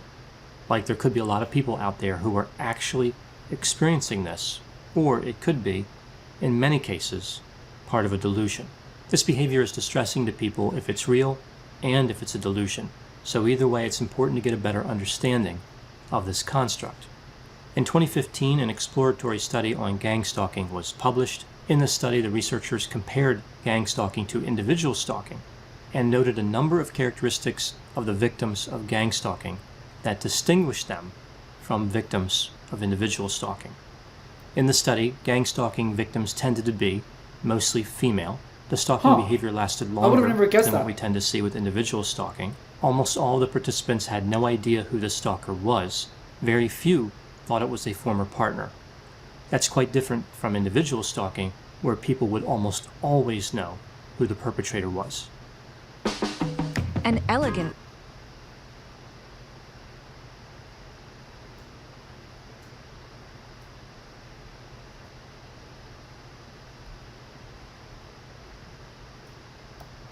We see that there was little or no unwanted communication in the form of letters, emails, and texts. They are more likely to report being spied on, secretly photographed, and having lies spread about them.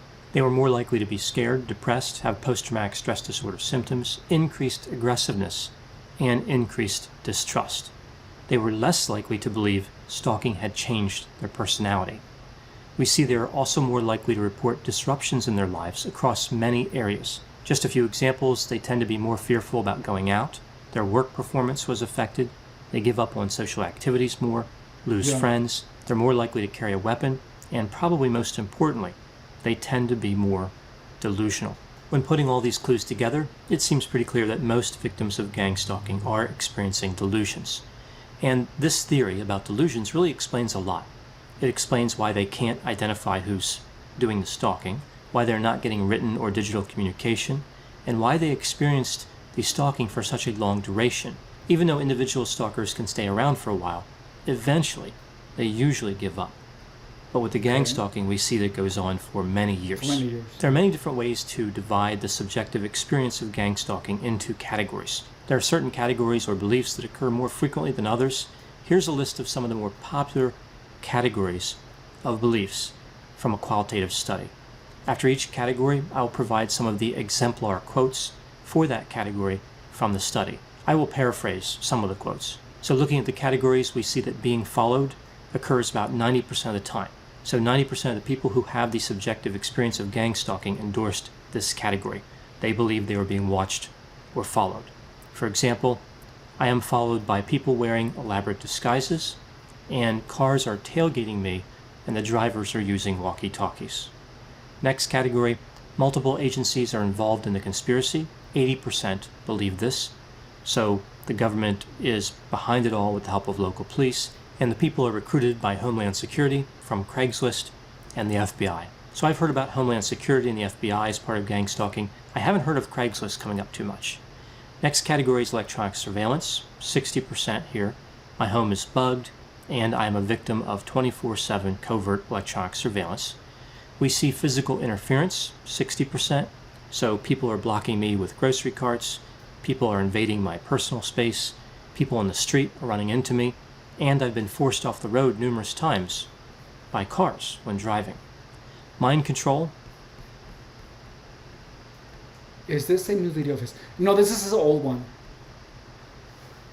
I have never watched it here on the stream, but I'm not sure exactly what his conclusion is going to be. Is at 40%.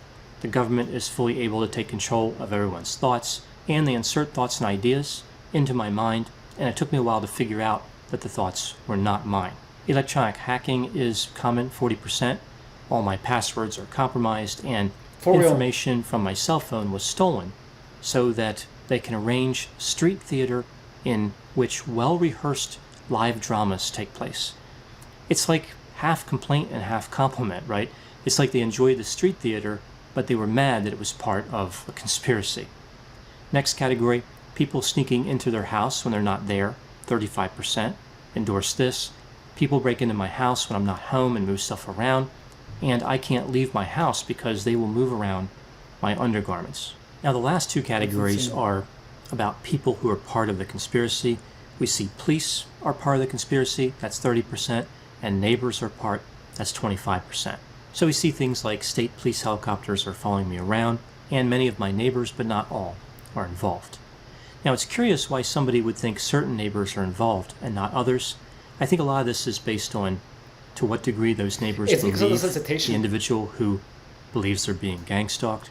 So if somebody tends to be a good listener and they tend to believe the person, usually that person will not think that other person is part of the conspiracy. In so gang neighbors that are supportive might not get included in that conspiracy group. We see that these beliefs come with a lot of negative effects, like feeling isolated, and it can cause a desire to counterattack. So why hasn't gang stalking been studied too much? Me neither. Well, in a way it really has been. Gang stalking is really a version of paranoid and persecutory delusions. What has changed? Why is this now something that's being discussed? Well, it's really about communication, specifically the ability to connect with an online, informal community of people who believe the same thing. There's something very powerful about feeling a sense of belonging, even if that connection is made because of a negative experience.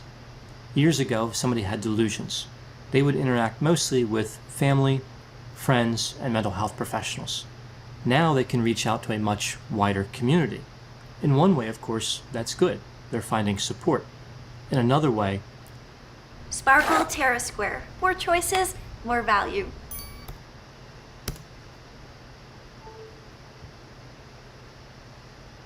Turron. Turron sounds good right now.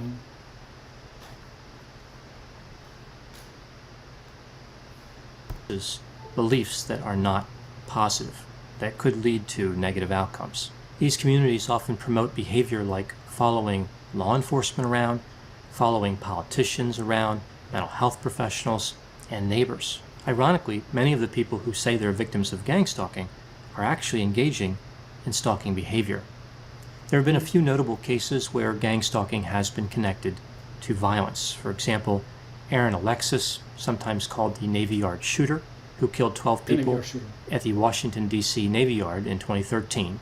Myron May, who in 2014 shot 3 people in the Florida State University Library. And Gavin Long, who shot and killed 3 Baton Rouge, Louisiana police officers and wounded 3 others in 2016.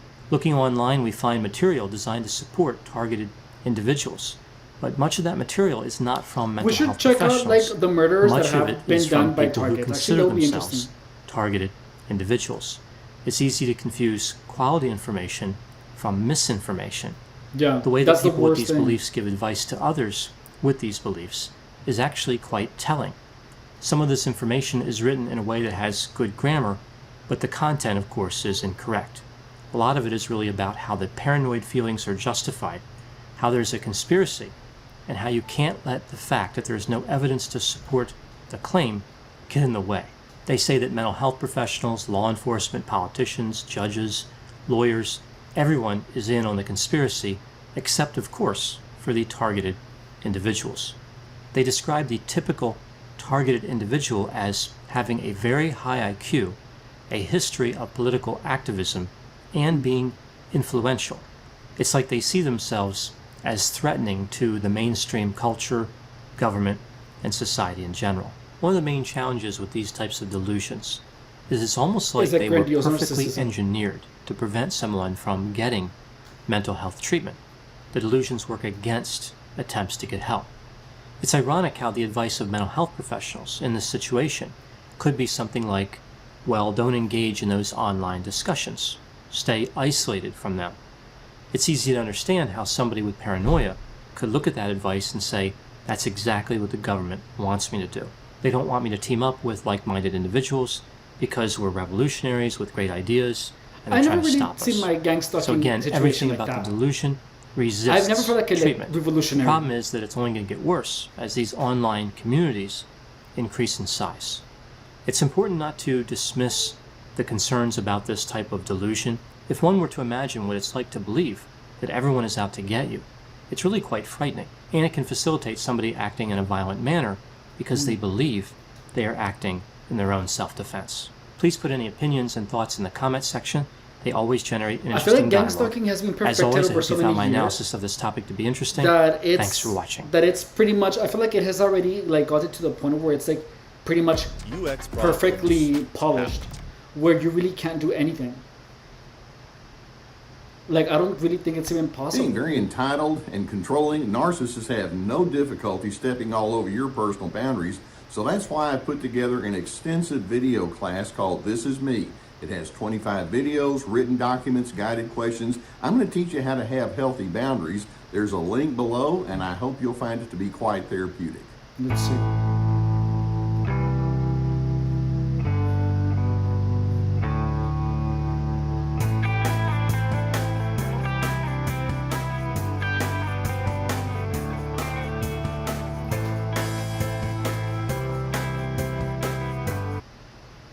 Favor with a strongly narcissistic person. These people, once they feel like they've been injured by you and they feel like your separateness becomes a rejection toward them, they can come after you with a vengeance. Now, there's something that can be even more difficult or even insidious for you to have to come to terms with, is when that one narcissist is attached to an entire system that goes along with that narcissist's bent or inclinations. And when you fall out of Like the girl favor from with the TikTok stuck by the narcissist, you fence. can fall out of favor with the entire group, and then you can be exposed to what we refer to.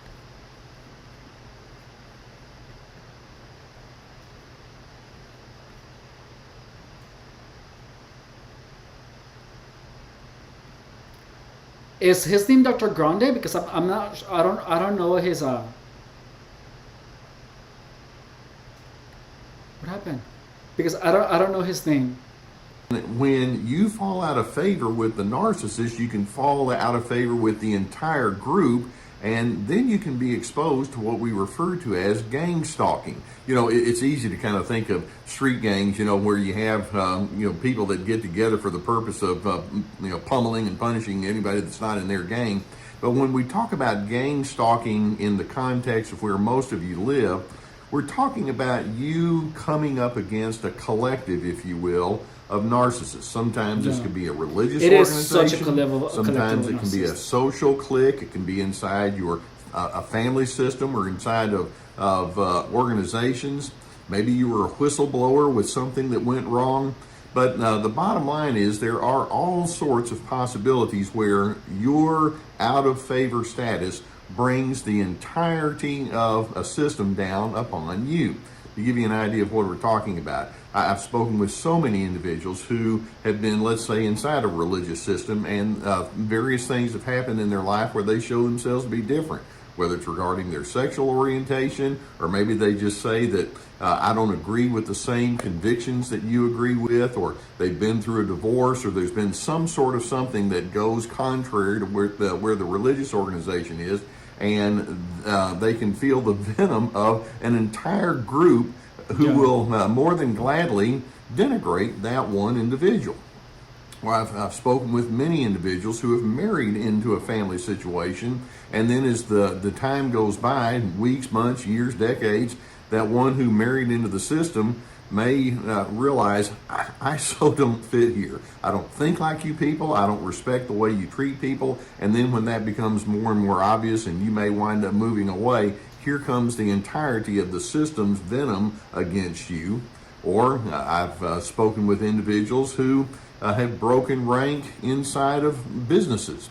And it's like, no, I don't do things the way you do. Or there's just somebody who's the queen bee or the king bad guy. And it's like they call them out, and then they wind up coming against that person and the minions that go along with that person. And for crying out loud, I enjoy watching sports from time to time. I'll even have folks that'll talk about having been spit on by people of a different sports team because you happen to be pulling for the other team. And there can be a meanness that goes there. And we can go on and on.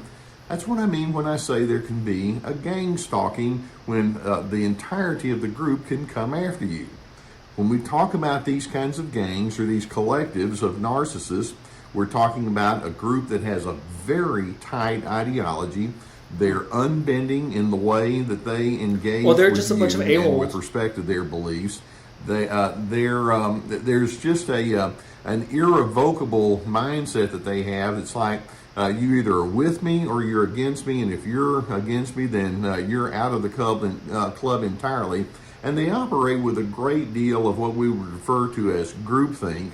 There's just agreed upon dogma or mindset or priority list that they go with. People inside this gang or this collective don't listen, they tell. And ultimately, as they come against you, there's all sorts of tactics that they can use. Whether it's a strong smear campaign or harassing you via social media, they can be very clear that you are to be excluded. They can hinder you even as you try to go toward other individuals. It's like they'll chase you down and try to get those other individuals to hate you as much as they do. They can have open insults and declarations, propaganda that targets you in a public kind of way. They can try to sabotage some of your efforts in a work situation. Sometimes they'll bully. I've totally experienced that. I've actually been in the situation where I have lost customers for personal training because, like, one day I remember that I was training the custodian lady from the gym, and I was training her for free. And one day she just came up to me and she was like, I cannot train with you anymore. And like, but before then, like the entire time, like she couldn't stop talking about how amazing her experience was. And she didn't look happy about it. She was just like, I just cannot train with you anymore. So like somehow, somewhere, someone smeared my name on her, that so to the point where she didn't feel comfortable training with me, which is kind of insane.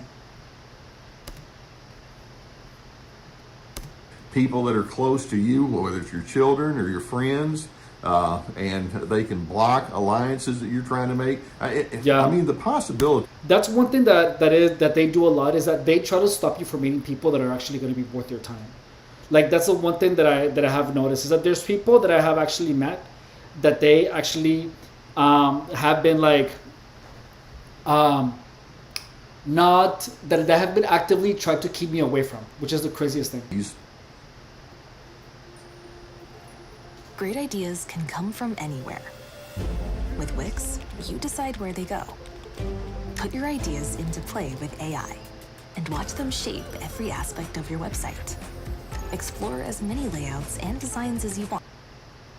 Can be endless, and it's like I say, it's so difficult anyway to try to break away from a narcissist. But then when you have this group, basically what you're dealing with is an entire system of self-righteous haters who are intent on shaming you. They're intent on punishing you simply because you're different. You don't think the way that they do. You're a nonconformist as far as they're concerned. You don't agree with them, or you're not cooperating with their tight script. Let's understand that the people who operate inside this type of collective narcissism, the gang stalking, if you will, have given up their own sense of individuality so that they can serve the group, and they require you or expect you to do the same thing. And I know that as you're listening to this, many of you will nod your head saying, oh, I know exactly what you're talking about. And if I don't just go lock, stock, and barrel, then I'm an awful individual. These are profoundly insecure person, and yet they cover that insecurity with an attitude of arrogance. They're highly threatened to the point of being paranoid by anyone that comes along as being different. But instead of saying I'm highly threatened, they disguise their insecurity by referring to themselves as being the keepers of truth. Now, you can only imagine the emotional fallout that is going to happen when it comes to you realizing this can be a while. This can take some time before I'm going to get away from this. By the way, their primary emotions are going to be hate and anger, but your emotions can go into the anger place. Yeah. It's like you can be so agitated toward them in reverse. Many times you can have the emotion of just total dismay, as you have this disbelief or shock, like, why would anybody be this way? What's going on there? Sometimes it can turn into the emotion of disgust or disillusionment. Many times you'll feel powerless or helpless. Sometimes you can actually get to the place of feeling really fearful, where you're just kind of hypervigilant. I know these people are out there. I talked with one guy who was at a grocery store, just a public place, and one of the people inside the gang that he walked away from accosted him there in the grocery store and started talking with him about all sorts of terrible things. You can sometimes feel isolated and lonely because of all of this. For real. It's going to be necessary as you realize that there is this collective group of narcissists who are more than willing to pull together and then agree that they're going to just make your life miserable. It's you against the group. It's going to be important for you to have a mindset with respect to how you're going to handle this, because these folks, they can make your life miserable. Now, the good news is, over time, they tend to find other people to pick on. That's not good, but at least you're off the center stage, so to speak. But let's keep in mind, first and foremost, as you try to figure out, what am I going to do with this? These are the individuals who have strength in numbers. And that being the case, they feel like that empowers them, that makes them the somebody, the big 800-pound gorilla that you can't mess with. And so you don't want to go into a power struggle at shaking your fist at them as they shake their fist at you. Self-preservation is going to need to be your priority number one. These individuals are predators. They have zero empathy. They have zero kindness, unless they think there's something that they can gain from you, and then even then the kindness is phony. You want to be very judicious also about criticizing the group and the group dynamic to people who might be on the fringe of that group, because you can have the kerosene effect. That person could go back and say something, perhaps even innocuous, that triggers the group, and here it comes all at you again. And so you want to be careful that you just you confide only in people that you have the deepest level of confidence and trust in. When you're confronted by these individuals and they're going to come after you, save your breath with respect to speaking about your different ideas or how kooky they are or how difficult they are, because these individuals have a very predictable lack of logic and reason. You're going to need to cut ties with a group like that as thoroughly as you can, and then frankly make room for some heartache, realizing that was a group that maybe I used to be a part of, but I can't be a part of them anymore. And there's such a toxicity to the entire system that I just can't allow myself to be a part of that. Typically, when you have this gang stalking and then the gang rejection of you, there usually is a strong leader that everybody takes their cues from. It all depends on the size of the group. There may be 2 or 3 of them. And these individuals, like I say, they've sold their soul down, their individuality down the river, that they just take their cues from individuals who have nothing but contempt and a false need for superiority. So that being the case, I really do hope that when you know that that's going to be your lot in life, you'll pull back and know I'm going to need to seek greener pastures with other individuals.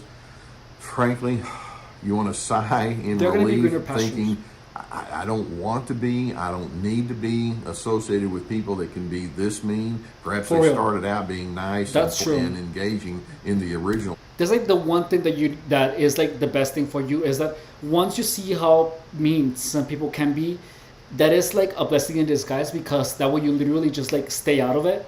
You know what I mean? It's like you know who you're dealing with. Like they show you what kind of person they can be. And that's kind of a blessing in disguise. But it's like if this is what we're dealing with, that's something I have no need for.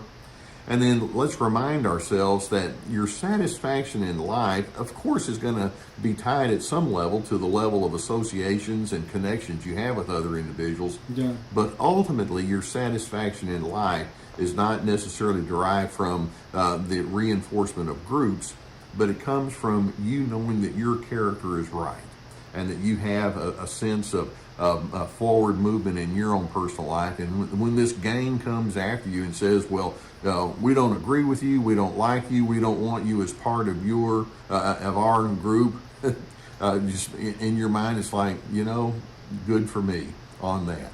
These are individuals that just don't have good insight. That being the case, pull back, reconnect with your own self and your own self-care, and then you're going to need to move forward with a whole system of other individuals. Self-care first before anything. Kind and love oriented and patient, etc. That's why we talk about DRC here on our Surviving Narcissism channel.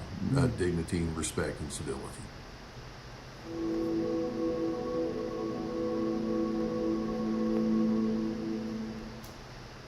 Growing your business. These freaking ads.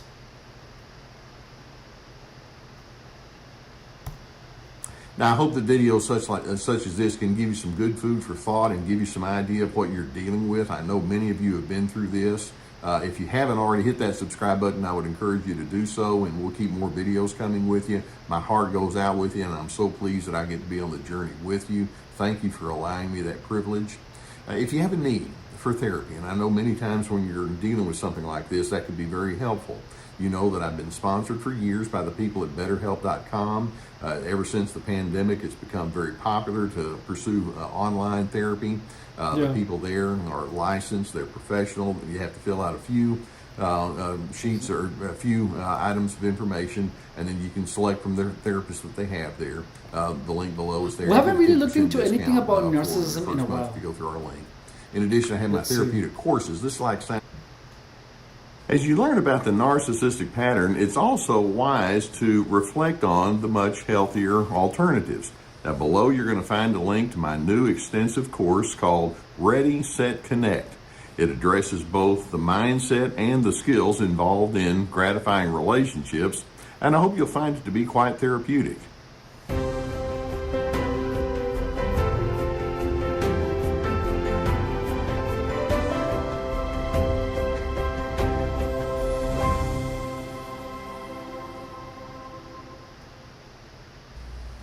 There's one thing that we can say with a great deal of certainty, and that is narcissists are constantly in a compensation mode. Behind the scenes in their personality, they have lots. I feel like they're always like their self-worth is always like super volatile because what they believe about themselves, it depends on who's around them. Of unresolved strains and tension. Like if they feel like they're on top of the world 1 second, and if they see someone with a nicer car than theirs, they're gonna feel like they're like the bottom of the barrel. And conflicts, and rather than saying that I have inner strains and tensions and conflicts, no, they don't want to have to introspect like that and take responsibility for who they are. That being the case, they look at their interactions with other people as being a competition.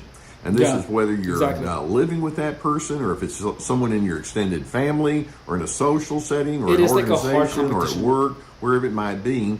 Narcissists are constantly trying to figure out how to make you look like you're the problem so that they can sidestep the responsibility of having to come to terms with their contributions to perhaps some of the difficulties in a relationship. This is absolutely and I want you to be aware of some of the tactics that they use, some of the tricks that they try to use to make you look like you're a problematic person, as a part of them sidestepping their own responsibility for the difficulty they have. So what I'm going to do is I'm going to go through 7 different ways, 7 different tricks that narcissists like to use with you to make you out to be responsible for them because in their mind you're such a difficult person.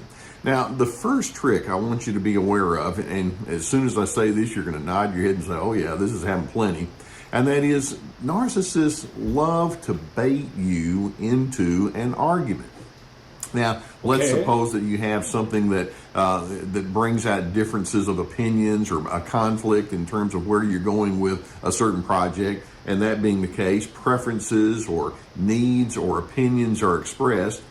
Okay, so far so good. We do need to put our thoughts and feelings out along with those subjects. But then as you share your thoughts, your feelings, your needs, your preferences, here come the criticisms. Rather than the narcissist saying, well, let me think this thing through and let's understand why you feel as you do, what they do is they invalidate. And they tell you, you don't know what you're talking about. And they start becoming argumentative, and then you bite. And when you, by that I mean, you start arguing right back, and you tell them how difficult they're being. And then you talk about how, no, they don't understand. And they're over there with this real satisfied feeling that says, got you going, look how dysregulated you are right now. How in the world am I going to interact with somebody who's as problematic as you? And that's one of their favorite tricks that they like to use. The more you argue with them, the more it proves in their mind, you're unstable, aren't you? It's one of their favorite tricks. Or a second trick that they use to make you look like a problem is that they insist that you really do have to justify your feelings or your actions or your interpretations. And so let's say that you're talking about whether it's a project or an opinion or a preference that you have or a feeling or an impression that you have. It's like, well, why do you feel that way? Where did you come up with that? And who would think in such a way? Or what are you hoping to accomplish? And before you know it, you're going into this high justification mode. And I'm one of these people that says, I'll explain myself once, but the narcissist, as you explain yourself, it's like, well, keep explaining. Keep telling me that, because that's not adequate enough. And the more you go into your justification and rationalization, they're constantly trying to figure out how to poke holes in whatever it is you're saying. And the deeper you go into that, it's like, see, every time you say something, it doesn't make any sense. And you have to stop and ask yourself, do I really have to justify myself that strongly, particularly when it's with somebody who isn't paying much attention to what I'm saying anyway? Same old phone? Nah. Upgrade to the new Galaxy Z Fold 7. It's getting harder and harder to tell what's real, what's fake, animated, and artificial. But when it comes to soda, I haven't experienced a third narcissism tactic that in a they while. like to use, a third trick, is they'll try to shame you for your independent thinking. Now let's just pause on that. Huh. Is it okay for you to have independent thoughts? And the answer is, well, Yes, of course. of course. Each one of us is distinct, but they can say, a narcissist might say something like, well, you just have to do things your way, don't you? Huh. And it's like, yeah, that's called me being me. Or where did you Wow. learn to think like that? Or, well, I guess you don't have any use for anybody else's thoughts now, do you? And so when you say, well, I have my own That sounds like a preference, or hater. I have my own style or my way of doing things, in other words, I like to be my own independent agent, somehow that's your way of saying, they interpret that as you're leaving them behind, you consider them to be insignificant, when in fact, all They're the you're trying ones to do is to feeling say, no, it's insignificant. just me being me. But you're going to be shamed for, He is that for on total. something like that, and in the hopes that you'll eventually stop that and go along with their program and quit being the problem. That's the way they operate. Or a fourth tactic or trick that they like to use to make you look like the problem, and that is they try to make you feel responsible for their moods. Ugh. For example, Ugh, that's crazy. Have I experienced anyone try to make me feel responsible for their moods? I actually haven't experienced that. But I can totally see that happening. Have you guys? Suppose they are feeling agitated or irritable, or they are feeling perplexed, and they may say something like, do you realize how much trouble you create around here? Or I was having a perfectly good day until you showed up, or you better believe that I'm upset and you're just such an impossible person. And so they have their own moodiness and their irregularities, and then they'll turn around and say, yeah, and it's all your fault. And of course, if you accept that, and it's like, well, I didn't mean that, or they've got you going. Again, that's part of their game. Or a fifth way that they can trick you into looking like Really? you're the problem. That must have been awful. Is they... Oh my god, no, yeah, now that I'm remembering. I haven't been blamed directly for someone's emotions, but I have been accused. Hang on. Everything he mentioned, I've experienced, I've dealt with. That's crazy. I've dealt with so many of them, but there's so many variations of it.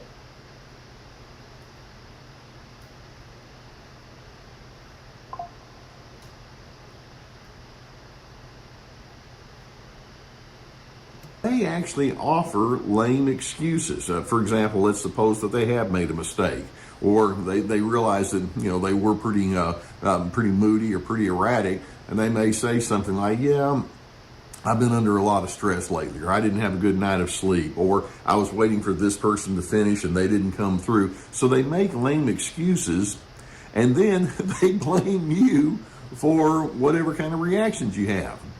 For example, they may say something like, "Yeah, I've been working on this project for such a long time, and I know that I'm kind of raw, but you're so difficult whenever these kind of things come along," and they'll judge you for not understanding them. Or they may say, "Hey, you didn't make matters any better because you certainly weren't available when I needed your help." And so rather than just saying, "Yes, I have a problem," and they accept it changes you responsibility, completely. along with their excuse comes that one pivotal word, "but." Yeah, I know I have a problem, but you. And so they make it all your fault. Or a sixth way or trick that they use to make you look like you're problematic is they'll actually try to intimidate you when you try to have boundaries. Keep in mind, boundaries is your way of saying this is who I am, this is where I plan to go, and sticking with your decisions. And so they may, the intimidation is, well, I'll tell you what, if you want to... It's really crazy how it's okay. It's like their perception of people is totally distinct than like a normal person. Like they don't see you as a human being. They see you as something to manipulate.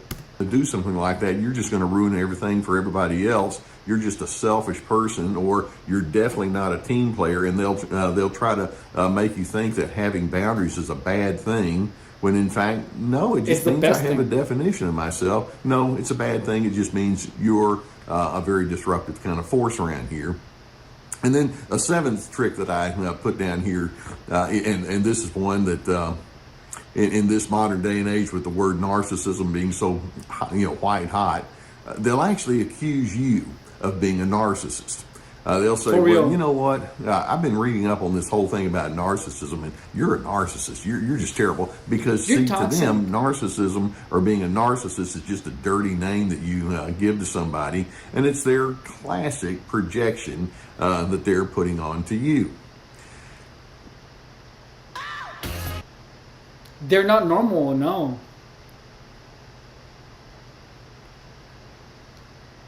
They have to have these narcissists. For anyone to treat someone like that, they have to have like absolutely zero care for the person, and that's the one thing that it's like they actually have to have zero care for the person, zero.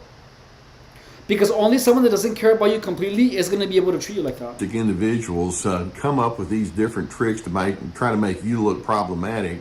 They have one end game, and that is they want to wear you down. So eventually, you'll start thinking, just forget it. I don't want to argue with you. Why should I bother? It's not worth the effort for me to try to take my own initiatives. And they're thinking, good. That means I win, you lose. And then if that does indeed happen, you wind up losing yourself. You wind up becoming a person that you don't particularly like. For example, you may have a lot of dysregulated emotions like anger and agitation. You suppress a lot of what you really feel. You can become susceptible to anxiety or depression.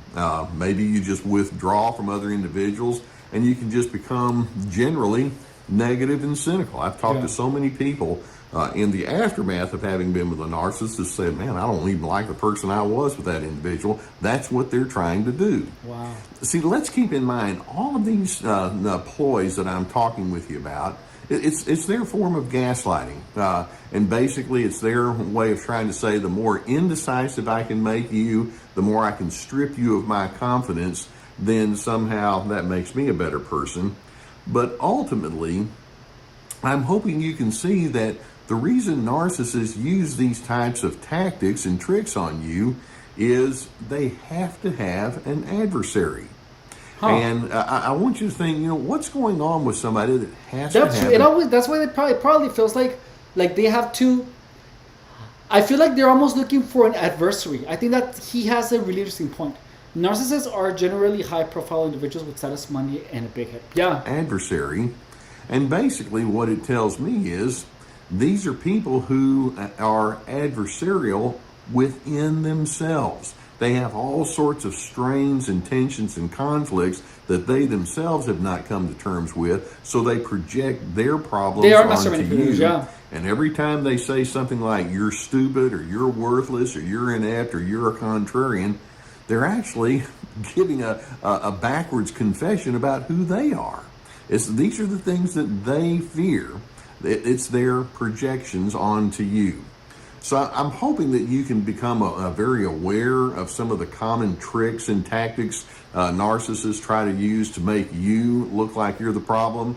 And it really does underscore why it's so necessary for you to say, I need to have my own sense of self-esteem and my dignity, my respect, my civility intact, because I know that that's something that the narcissist is going to try to disrupt.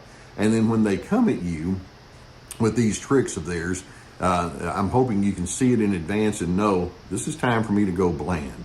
I'm not going to go in there and play the game with them. It's called gray rock. I'm pulling back. I'm going to give myself permission to be me. And if they don't understand me, They didn't want to understand me in the first place. I hope that videos such as this can give you some good insight about what you're dealing with. Knowledge is power, and so I'm hoping that you can really feel emboldened as you understand these kind of things. If you've not already done so, I would encourage you to hit the subscribe button. Some more videos can come in your direction. They project everything onto you. We have a sponsor that can help you out with online therapy, and I know that in this day and age, that's something that's very common. It's very popular. And below the video. What is this? Hi. 8 phrases? Now we're phrases comfortable. that keep Let's talk urine leakage. Tenamen absorbent I never protectors thought are about designed phrase for actually men. Slipped thought discreetly saying into my that. underwear. Insulting them back is You'd never know. Tenamen. For real. And they protect Not like those. that. It's just crazy how toxic those people are. Like, you literally just need to stay away from those. Like, run. Big ideas don't come easy. But when you get one, Being very entitled and controlling, narcissists have no difficulty stepping all over your personal boundaries. So that's why I put together an extensive video class called This Is Me. A video It has 25 videos, written documents, guided questions. I'm going to teach you how to have healthy boundaries. There's a link below, and I hope you'll find it to be quite therapeutic.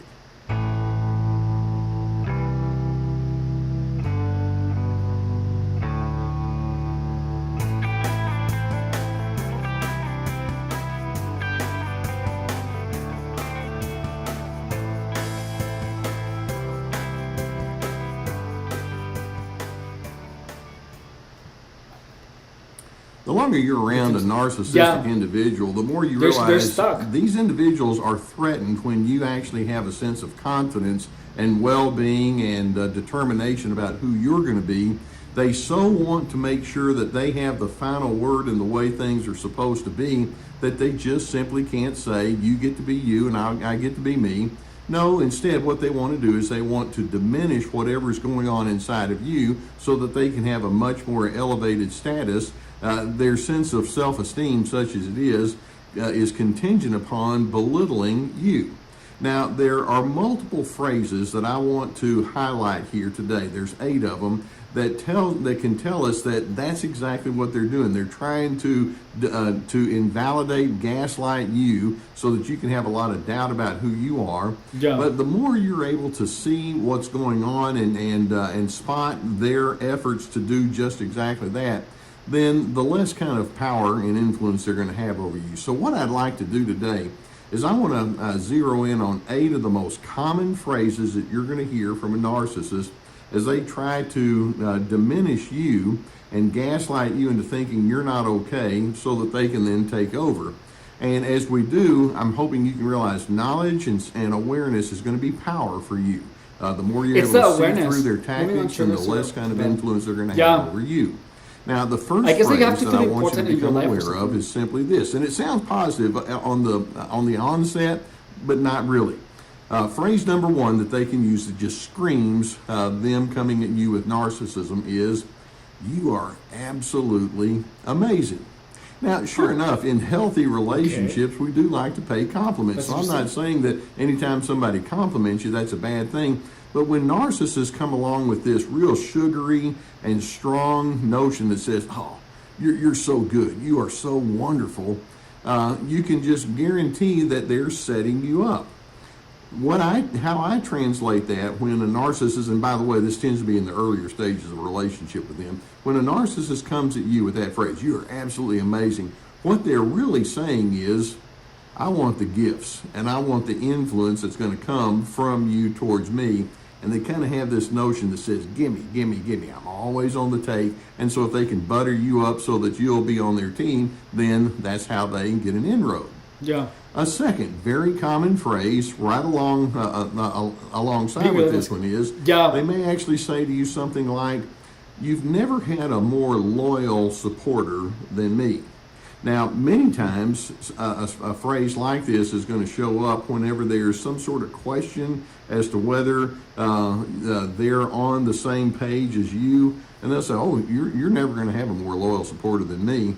Now, when they say something like this, again, that on the surface can sound like a real positive thing, but to the narcissist, that translates as, You can't question my motives. You can't question me when we differ. Let's just start. Whenever I come toward you, my motives are totally pure, and if you question the purity of my motives, there's something wrong with you, when in fact you and I know that's not the case at all. It's a setup. It's part of their gaslighting.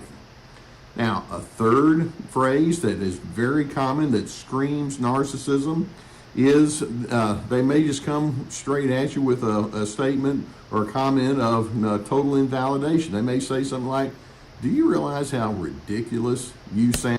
That I have experienced a lot. I've actually had had people invalidate me like significantly, like hard, many times. As narcissists become more and more familiar with you, they want to let you know if you have a thought or a preference or an interpretation or an idea or an opinion that doesn't match pitch with them. It's like, well, one of us has to be right and one of us has to be wrong. They can't just say, well, let's learn from each other. And so when they say, do you realize how ridiculous you sound? What they're really saying is, I need to remind you, in this relationship, my opinion and my interpretation is the only one that matters. You need to remind yourself of that. Got it?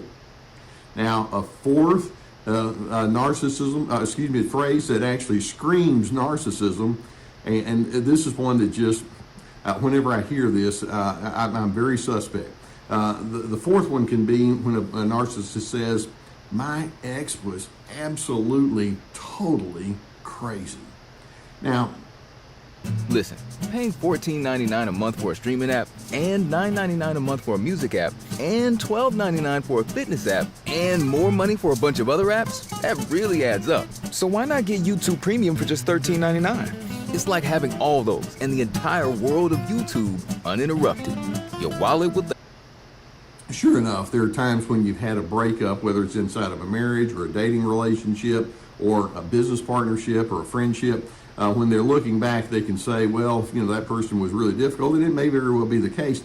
But narcissists have a way of just being the victim. They're constantly the victim. For real. And even if that, they are that demonic, person totally. that you've had to walk away from they are is somebody like that was demons, quite difficult, healthy individuals will say, I had a very difficult run with that individual, but there's a lot of things about myself that I had to come to terms with. Narcissists will bypass that completely, and it's all on the other person. They're constantly in a blame mode. They're constantly in a look what they've done to make my life miserable kind of mode. And in essence, when they say, my ex was just totally crazy, and by the way, there tends to be a whole lot of those totally crazies in their personal history, what they're saying is, my middle name is victim, and by the way, you're going to be the next one that's going to be totally crazy, because that's how they roll, because it's not going to work when they think that way. A fifth very common phrase that screams narcissism is that person may say something like, why can't you just move on? Now, typically, this phrase is pulled out when there actually has been some sort of a problem that the narcissist is involved in. Let's say they're cold busted with something that they've done wrong, or you've just said, there's some things that you have going on that are just completely inappropriate, and they may actually be forced to say, yeah, I know that really wasn't right. But then narcissists don't like to have any kind of accountability. And so when they say, why can't you just move on? What they're saying is, I don't want to have to talk about my negatives.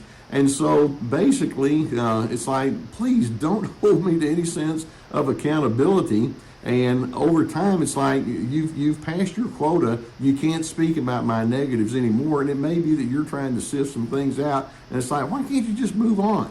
Which is their way of saying, I don't want to have to be reminded that I'm flawed. And of course, they're not. They are like 2 years old, yeah. A sixth very common phrase that you'll hear from that narcissistic person is just a straight up accusation. They may say something like, you have got to be the most selfish person that I've ever known. Or you can throw in some other comments or adjectives like that. You're the most controlling person I've ever met. Or you're the most insecure person I've ever met. And almost always when they come at you with such a strong statement like that, there's a lot of projection going on. They're seeing in you what they won't come to terms with inside themselves. But basically, when they accuse you of being too selfish or too controlling, what they're probably saying is something like, I can't tolerate the fact that you might actually have a mind of your own. Therefore, For real, let's I just call totally it would. selfish, and then we can dismiss it that much more easily. A seventh phrase that tends to scream narcissism is that simple one, and I know that you've heard this one plenty of times, and that is, I feel you're they're just too stuck in the sensitive. age they receive Or much trauma. a car.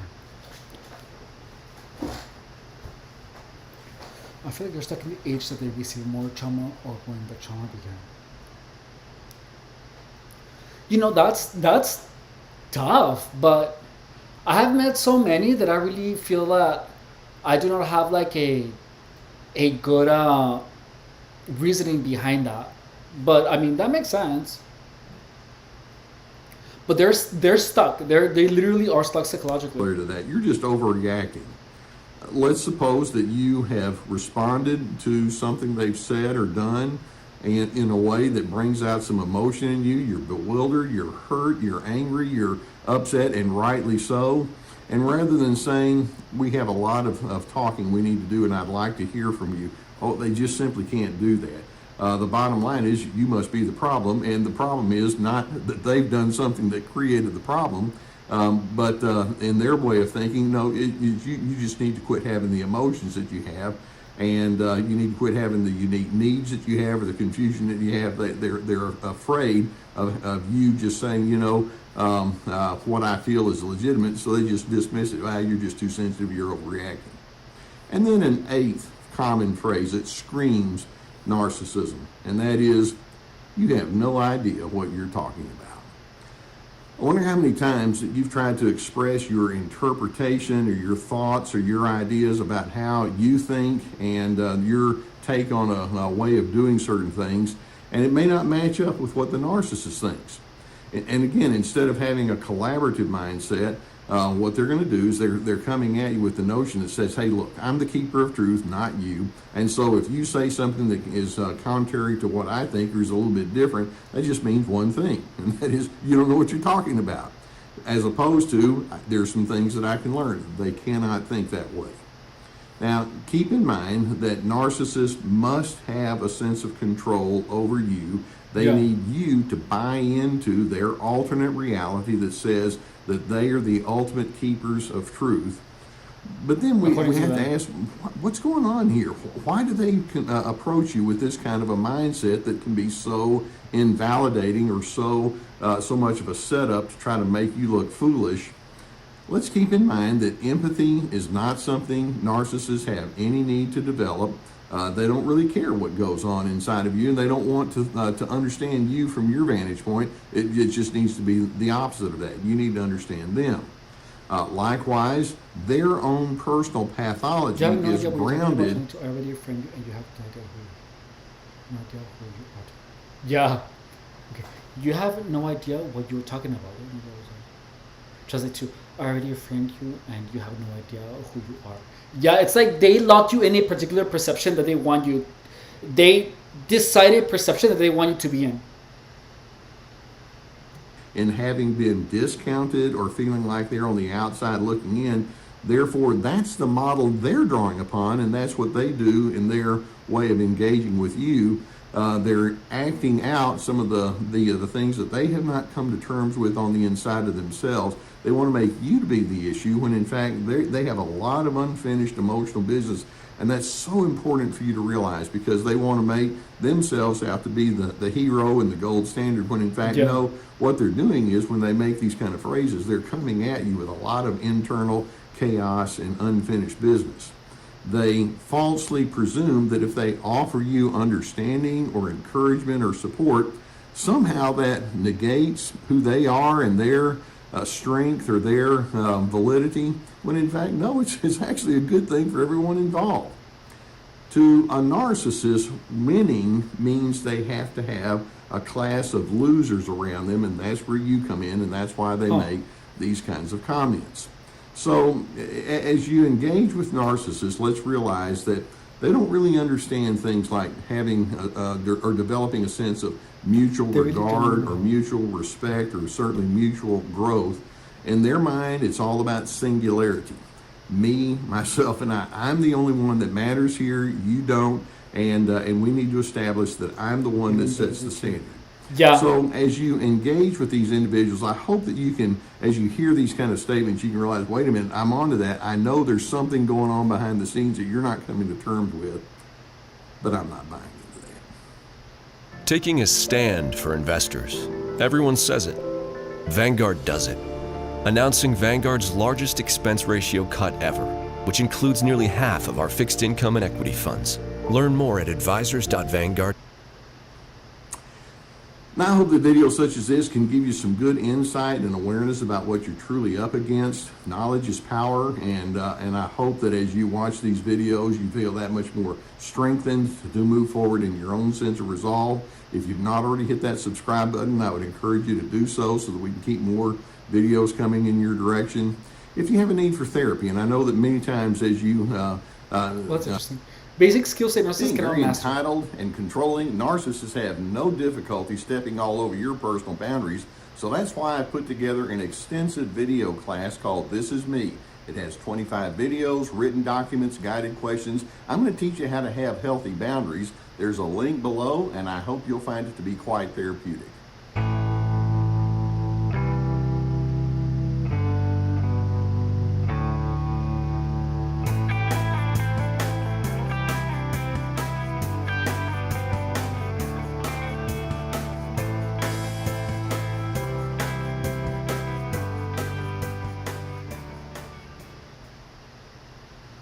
A primary side effect of the narcissistic pattern of life is they prove to be very inept when it comes to making personal adjustments. Narcissists tend not to learn. They specifically don't have very strong analytical skills, especially when it comes to coming to terms with emotional and relational difficulties. Now, I want you to think, every one of us going all the way back into our childhood can say, yeah, I had some things that went right. I had some things that did not go right. And as you enter into your adult years, hopefully you can have a lot of self-examination and reflective thinking. And you can ask, well, what have I learned so far in my life that makes sense? And what have I learned in my life that has not really been all that helpful? And you can sort out the pluses and minuses, and you can come to terms with who you want to be and the mindset that's going to guide you in your adult years, particularly the years between 18 and 24. That's when we begin the years of adulting. You learn to develop some of your own adult identity, and it continues all the way through life. Narcissists, though, instead of going into that self-reflection mode, they just simply look for people to blame. They complain a lot. They look for scapegoats whenever strains and difficulties come along. They hold on to their childish selfishness.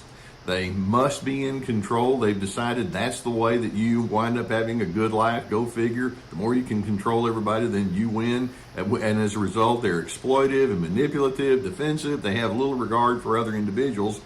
And as a result, the pattern that already started way early in life of developing a false self just deepens, and it continues all the way through the adult life. And probably, yeah, that makes sense, actually. They blame you for whatever problems that you point out to them about who they are.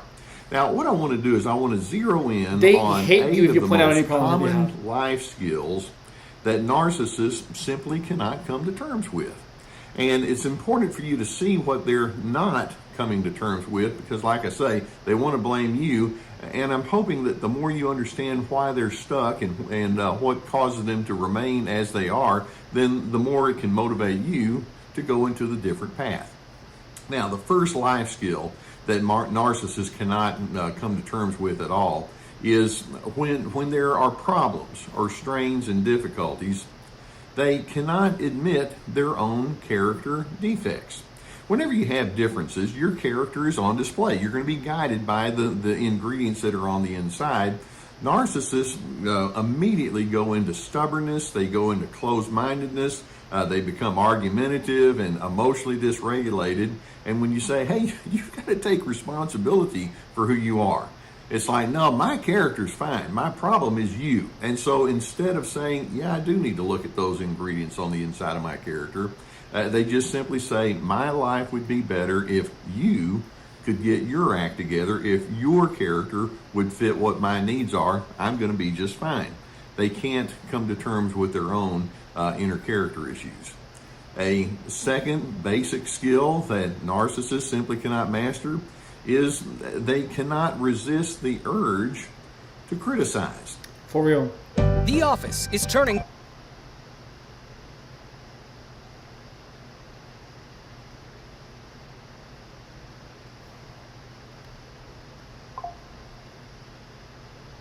Themselves were on the receiving end of lots of judgments and criticisms in their early years, and they learned that the name of the game is shame and judgment and guilt and who gets to pronounce what on the other individual. And so they decided, okay, I know that there are people in my world who like to judge and criticize me. So what I'm going to do is I'm going to win at that game by becoming the one who pronounces it on other individuals. Rather than thinking, hey, you know what, that whole system of thinking and judging and criticizing is kind of bankrupt. No, they just double down and they decide, I'll be the winner in that game. And so they stay inside that space of judgment and shame that they learned very early in life. A third skill that they just cannot master, and that is they cannot be objective in the midst of disagreements. You know, if you're not in agreement with someone else, no matter how wrong that other person seems to be, you could think, well, that person has a perspective that clearly doesn't match with mine. I wonder what it is. What's going on in that situation? Or what's the backstory? Or why am I being so triggered? And what's going on inside of me? But instead, narcissists in the midst of disagreements operate with a type of paranoia. What are you doing to me? Why are you thinking this way? Are you out to make my life miserable? And because of that, then they operate with a lot of tension and anxiety. Objectivity goes flying out the window. Subjectivity completely takes over. Now, a fourth skill that they cannot come to terms with is they cannot let go of a competitive mindset. For real. That's I wonder so how many true. times you've been talking with a narcissist and you've kind of felt like, hey, look, I'm not trying to one up or one down you. And yet that's the game that narcissists will play. I mean, it can be something as simple as you saying, I went to a favorite restaurant of mine, and they say, well, you want to know the best restaurant there is in town? And they have to one up you on that. Or it could be that you have an idea or a preference or opinion. Theirs is always a little bit better. And rather than them thinking, well, I have my thoughts and preferences, and so do you, why don't we just treat each other as equals and see if we can learn from one another? They can't do that. They turn so many different conversations into a one-up, one-down competitive game. It's unnecessary, but that's a skill that they just have not learned to dismiss. A fifth skill that they cannot master is they cannot develop an appreciation for your unique qualities. You know, as you engage with other individuals, hopefully you're going to notice not everybody thinks the same. Variety is built into the entire human experience. You think differently from me, I think differently from you. What can we learn from one another?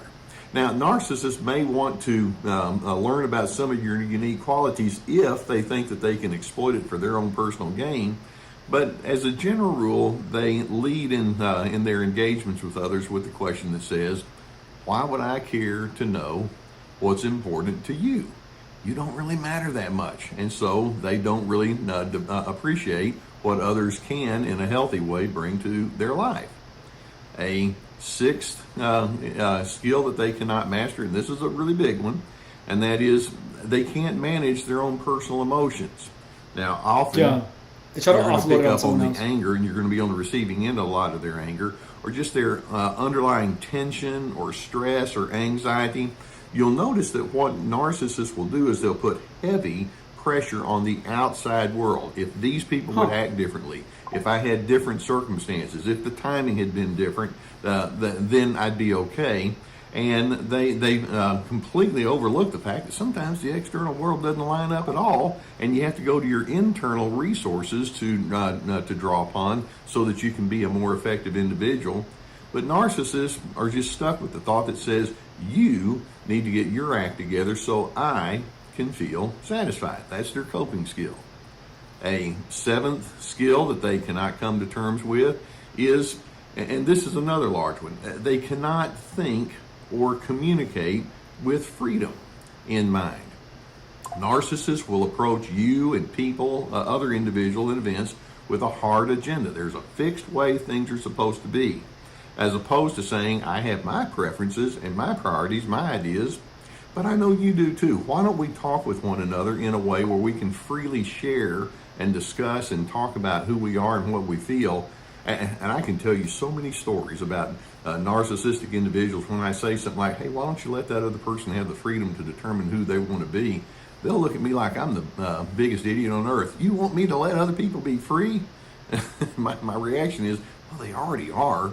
Why don't we just go ahead and acknowledge that and see if we can make it work on our behalf? Actually, when you acknowledge someone's freedom, there's a compliment, and you can actually go places with that. They can't think like that. That's your freedom scares them. Your freedom and then scares an eighth skill that they simply cannot master is narcissists cannot be authentic. They're too busy hiding behind their own tightly constructed false self. Their strategy is accentuate my positives and then hide anything else. They just simply can't be honest about who they are. So we go back and we ask, how often have you questioned in your mind, why is it that I just simply can't get through to this person? What can I say or what can I do that will make things a bit different? But let's keep in mind, you can plead your case, you can coerce, you can argue, you can appease, you can rebel, you can collapse. There are all sorts of responses you can have to that non-insightful narcissist. But no matter where you go, that's how they're going to be. It's not about you. They want to make it about you, but it's them choosing not to learn and not to introspect. A lack of introspection is part of their package. And so that being the case, it brings you back to a primary task in your response to them, and that is, well, what about me? Can I learn? And am I able to take some of the experiences that I'm having and ask, what is helpful here and what's not helpful? And then can I make my adjustments, or do I just go ahead and play along with the game that the narcissist establishes? I'm hoping that you can decide, someone in this equation needs to be an adult, and I'm going to be that individual. Narcissists have chosen not to be adult-like in the way that they engage with you. They remain in a childish state. And that being the case, I'm hoping you can decide, I can't afford to struggle with an underdeveloped whiner and complainer and malcontent. I'm on Team Healthy, and I'm committed to a lifetime. Growing your business shouldn't mean growing your overhead. Growth should be seamless with AI-driven workflows built for the way you work. Progress Share File, AI-powered document sharing, e-signing, and workflows. On CarParts.com, you get access to over 1 million quality parts. Oh, that's my speed! Of growth and learning. Now, the videos such as this can give you some good food for thought and can remind you what you're dealing with and how you can respond in the healthiest ways. If you've not already hit that subscribe button, I would encourage you to do so. I know that many of you would have a need when you're trying to figure all this out to seek some therapy. And as I'm talking here, I'm thinking so many counseling cases I've had with individuals who've had to deal with the very thing that I'm talking about here. If you do have a need for therapy, know that I'm sponsored by the people at BetterHelp.com. It's an online therapy service, and it's become very popular and very. We know now that it's very effective. Ever since. What is this? This is two being people. Very entitled and controlling. Narcissists have no difficulty stepping all over your personal boundaries. So that's why I put together an extensive video class called "This." 2,000 people in narcissists cannot tolerate. This is going to be interesting. No, this is we'll never forgive you for what they did to you. That sounds so crazy, right? But yeah, you're totally right. Quite therapeutic. It sounds crazy, but it's true. They literally just hate you for being you, which is the craziest thing.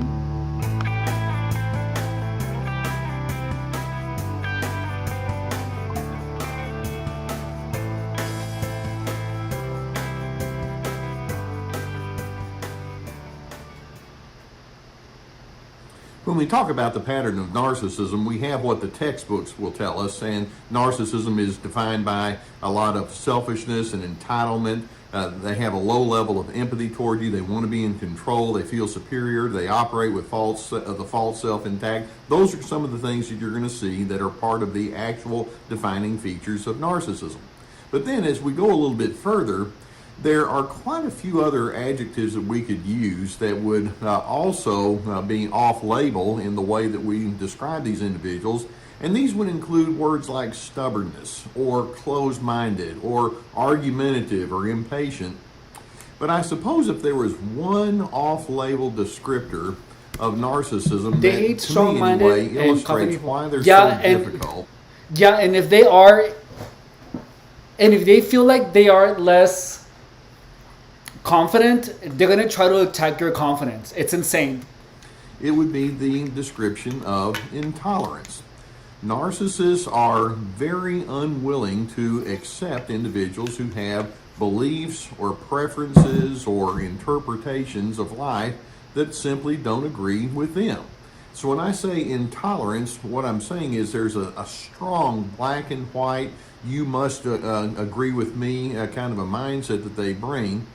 And then taking it a little bit further, as I zero in on this, there are actually two different people that narcissists can be most intolerant toward.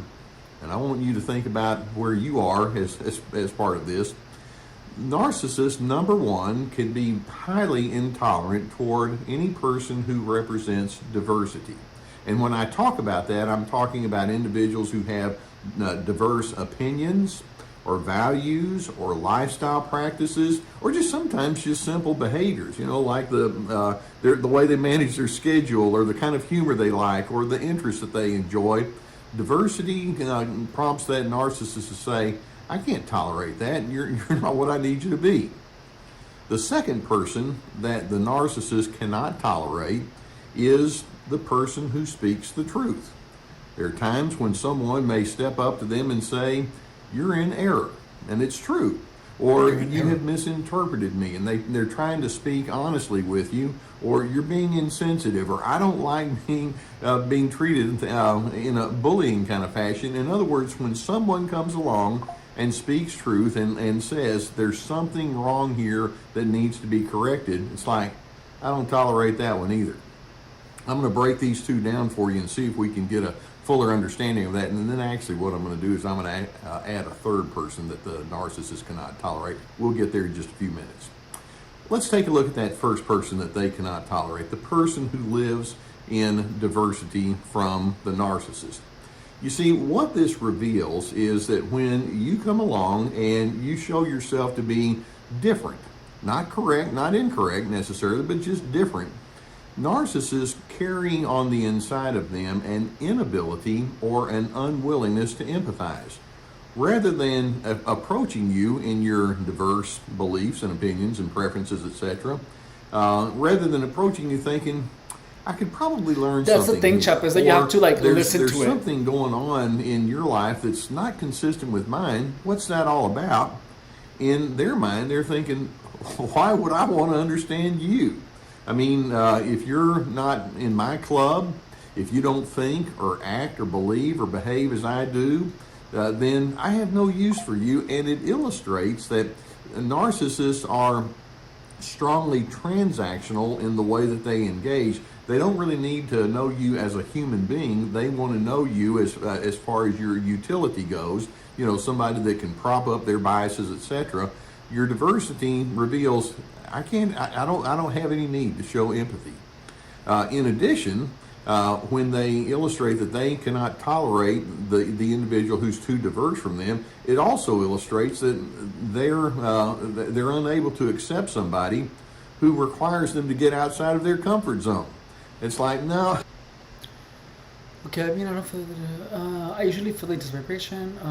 So that's the thing, is that you have to learn. Actually, learning to feel the stress call and then actually reacting to it and doing something about it is an acquired skill.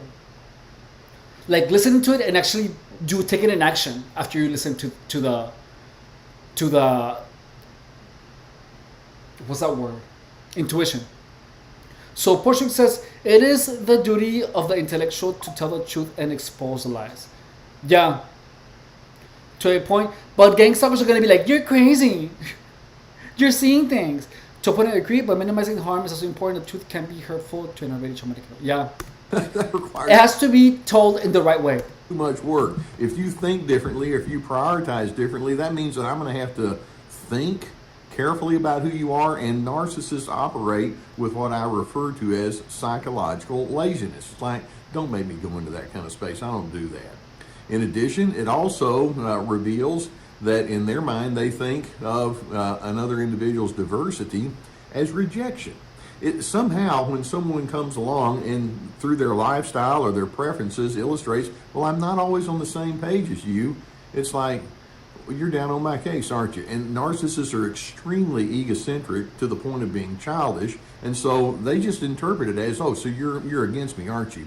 And it's like, no, I didn't say anything like that. Oh, yes, you did. That's how they interpret it. In their intolerance toward that individual who's diverse, these individuals show that conformity is central to being able to have relationship with them. And that conformity, by the way, is one way. You're supposed to conform to them. They don't conform to you. Conformity is central to who they are. Yeah. And then as they maintain this mindset that says, I don't do diversity, it sets that narcissist up to be highly critical. I don't do diversity. What the hell is that that supposed to mean? And of course the answer is, oh yeah. They can be very bossy. They can be imperative in the way that they talk with you. And when I say imperative, they appeal to the regulatory mindset. You better, you're supposed to, you must, you have to. They can be highly judgmental and shaming in the way that they engage. And when I say that, I mean a lot. And they can ridicule you. That's what their intolerance of your diversity can do. They don't like that person who's too diverse. And then the second person that the narcissist is intolerant toward is the person who speaks the truth. And when I say this, I mean they're highly threatened by that. When you come along and say what you're doing is inappropriate, I have some ideas, I have some notions that are of a very different nature from what you refer to as absolute correctness, the narcissist reveals, when they cannot tolerate that they're highly invested not just in being right, but in being the standard bearer. And when you come along and say, well, your standard, A, is not very healthy, and B, it's not the standard that I maintain, then they can't manage that. It's like, well, I have to have everything true, right, according to me. And it's all about me. It's very egocentric. That's also then reveals to us that narcissists reject the possibility there can be equally and distinct responses to life events. For example, if the narcissist has one interpretation or a feeling or a reaction, and you come along and say, well, I feel very differently about that, or my interpretation is quite different, it's like there can't possibly be any truth other than what I say is true, Yeah. when in fact there are a lot of things that aren't necessarily that dogmatic. They can't deal with that. I mean, how many differences of personal experiences that do we each have and share with each other? We have differences in cultural distinctions and influences, are just different lifestyle experiences, etc. Narcissist is like, well, if you bring that to the equation, I don't know what to do with that. Step into Hojo, where the whole family is welcome, where the rooms are vibrant and modern, free Wi-Fi. And then in addition, when they can't tolerate somebody who speaks truth to them, it illustrates, I'm closed-minded and I don't mind letting you know you're wrong, and they go into a very high defense mode. And make no mistake, when they become highly defensive, what How they're dare you be yourself? saying is, I'm threatened. I feel afraid of you. Your distinctives, your truth that you try to put onto me scares me. They will not say that. Correctness in their mind supersedes any kind of goodness. And in their mind, it's like, well, you need to remember, I'm superior. That's why you can't tell your truth so to me, annoying. because I own the superior truth. And of course, this then sets them up to be constant invalidators, and you have to be put in your place when you are wrong. They will argue until until they just finally wear you down. They have zero growth in their personal life. So those are the two people that narcissists simply cannot tolerate. Actually, I mentioned there's a third person that they can't tolerate, and that's the person who's immersed in love. When narcissists show their intolerance, they illustrate, I don't know how to love, I'm not interested in that. Now, many of them, sometimes very sanctimoniously even, will say, oh, I'm a very loving person, but no. If that love requires that you cannot be diverse, if that love requires that you can speak only in agreement with them and you can't talk any separate kind of ideas, that's not love at all. Love requires laying down your ego. And narcissists, it's all about me. They're the ultimate egotists. Love supersedes correctness, and that's something that the narcissist cannot do. Love allows for freedom. Love is patient. Love emphasizes kindness. Love requires us to examine our own personal frailties, even as we show acceptance toward the frailties of other individuals. And of course, the narcissist is thinking, I am not about to show you what my frailties are. As far as you're concerned, I don't have any. Love requires internal calm, which they do not have. They carry a lot of chaos on the inside. They do. Super chaotic. Love refuses to belittle. We can disagree, but we don't have to belittle. And then love is a healthy extension of your own self-esteem, and narcissists don't have that intact because self-esteem is not built at someone else's expense. Yeah. So we can say that narcissists will show an intolerance toward they're that literally person freaking who's psychopaths. diverse, and toward that person who refuses to or who wants to speak truth to them and shows, I think, very differently. But ultimately, what we're saying is narcissists cannot tolerate someone who's immersed in love, because narcissism itself is an anti-love frame of mind. It's the absence of love. So I hope this gives you an idea of what you're dealing with if you're that person who says, well, I'm a bit diverse, or if you're that person that says, I want to speak truth. Narcissists lack the balance that's required to be able to tolerate and accept you. In my mind, that balance is, well, I like being right, but I like being kind too. Let's figure out how we can do both. And that's a skill set that narcissists right and kind. That's actually a really good way of putting it. And it now, rhymes. I hope this gives you some good insight They will have you about what you confused might about be dealing with. If you're one of those two people, sometimes I'm diverse, sometimes I want to speak truth, and the narcissist says, well, you're not in my club. Well, maybe that's a club I don't need to be in. If you haven't already hit that subscribe button, I would encourage you to do so we can keep more videos coming toward you as you're in your growth trajectory. I'd be honored to be on the journey with you. Likewise, there are times when you might need to sift this out with somebody who can be objective. Oh, this is interesting. Being very entitled and controlling, after this, I'm gonna have a little has snack no difficulty stepping all over your personal I ate like boundaries. a couple of hours ago. So that's why I put together an extensive video class called This Is Me. It has 25 videos, written documents, guided questions. I'm going to teach you how to have healthy boundaries. There's a link below, and I hope you'll find it to be quite therapeutic. Boundaries should be celebrated.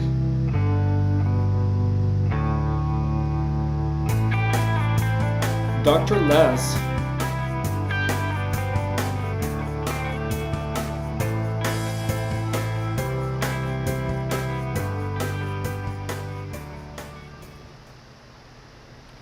In my therapy office, it was not at all uncommon for me to have some pretty painful discussions with individuals who are on the backside of a relationship with a strongly narcissistic person. Now, it could be that this individual that I might be talking with was born into a family system that was dominated by narcissism, and they're trying to figure out how to extricate themselves from the many influences that have come because of that. Sometimes they married into a narcissistic system, or perhaps the extended family beyond the person they married winds up having many narcissistic characteristics. Sometimes it's part of an organization that these people are getting away from, like or a social group, or a work setting. Any way you look at it, when you get to the point to where you realize, I don't think like these people and they don't think like me, and you know that the relationship is on its way to an end, there can be a very high cost that is associated with it. Sometimes the narcissist is the one who says, get out of here and I don't want to deal with you. Sometimes it's you who makes the decision, but either way, it can be very painful. Yeah. part of the pain comes in realizing that there are so many extras that are attached to the getting away from the narcissist. And by that I mean the narcissist is going to lie, and I didn't say they might. They're going to lie about you to other individuals, and so they make it their job to smear you to key people in your life. Sometimes those key people are folks that you really want to have a strong, ongoing, loving relationship with, but that person is caught up in a divided kind of loyalty, the narcissist versus you, and they're put into a huge bind. Sometimes money can become problematic because of you getting away from that narcissist. Other times, family members or friends may turn on you because they don't understand and know the fullness of what you've been through. They make snap judgments that are not very well informed.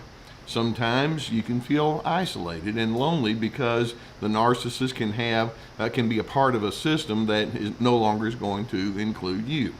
Now, as a therapist, when I would talk with individuals about their responses, we would zero in on various solutions that they can have. We'd talk about building internal character. We'd talk about how there's a shift of mindset that needs to be put into place. And we also talk about how you need to have different external scenery, if you will.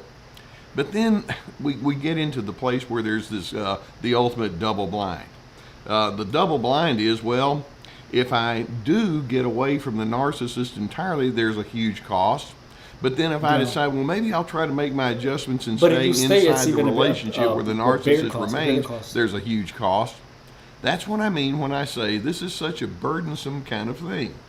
Now, one of the biggest pains that I have when I'm talking with individuals about the cost associated with breaking away from a narcissist is the collateral damage. Many times people will say something like, well, if I'm breaking away from the narcissist, I may not ever see my grandchildren again. Or my daughter-in-law has turned my own son against me, and it's completely unfair. There's nothing about it that's ever going to feel good. Or it may be that you'll say, well, my elderly father is very ill, and my elderly mother is so mean, I have to go through her to get to him, and nothing about that feels good or makes any sense. It's a no-win situation. Or some people might say, oh, well, I'll lose my job if I break away from the narcissist. Or some will say, well, if I break away from the narcissist, I'm going to be blackballed in social circumstances. Now, there are various ways that narcissists can make sure that you are going to pay a high price. And again, I know that I'm talking about something very difficult, but let's make sure that we educate ourselves about where that narcissist is coming from. Keep in mind, first and foremost, when you go no contact or low contact, whether it's initiated by you or by the narcissist is going to absolutely insist on calling the shots. They have to be in control, and that includes not just controlling you, but other individuals' opinions about you. And that's part of the damage that you're going to need to factor in. Keep in mind also, another realization is conflict will bring out the absolute worst in a narcissist, and you're going to see it when it happens. If they have been irrational before, that irrationality is going to increase. The same as them being punitive. I've seen that firsthand. The same as them holding on to contempt. Whatever they've done to you before will be even more heightened once there's a break off.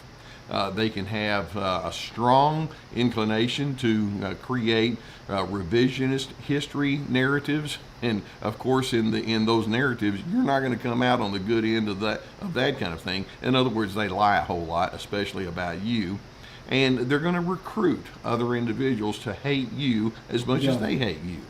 See, that's GangStalking. Same thing. And yet, that's how they can be. Sometimes you have these narcissists who don't really seem malignant right up front, but in these kind of moments, the malignancy comes out in full force. Now, there's an additional thing that happens when there's a break between you and a narcissist, and that is the narcissist can actually feel empowered by the notion of dominating you, or maybe we can use the term emboldened by the notion of dominating you. Their criticism toward you or about you is going to be worse than ever, and they're going to look for any kind of way that they can to dehumanize you. In fact, the dehumanization is going to be exaggerated. It's like you are nothing more than a bug to me. Now, I can actually say it a whole lot worse and more nasty than that, but I think you get the drift. In the narcissist mind, you will become lower than worthless.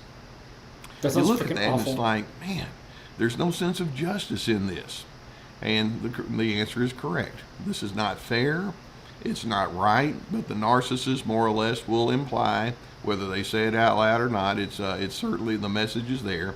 I'm the one who writes the rules when you and I split from each other, and it's not looking very good for you.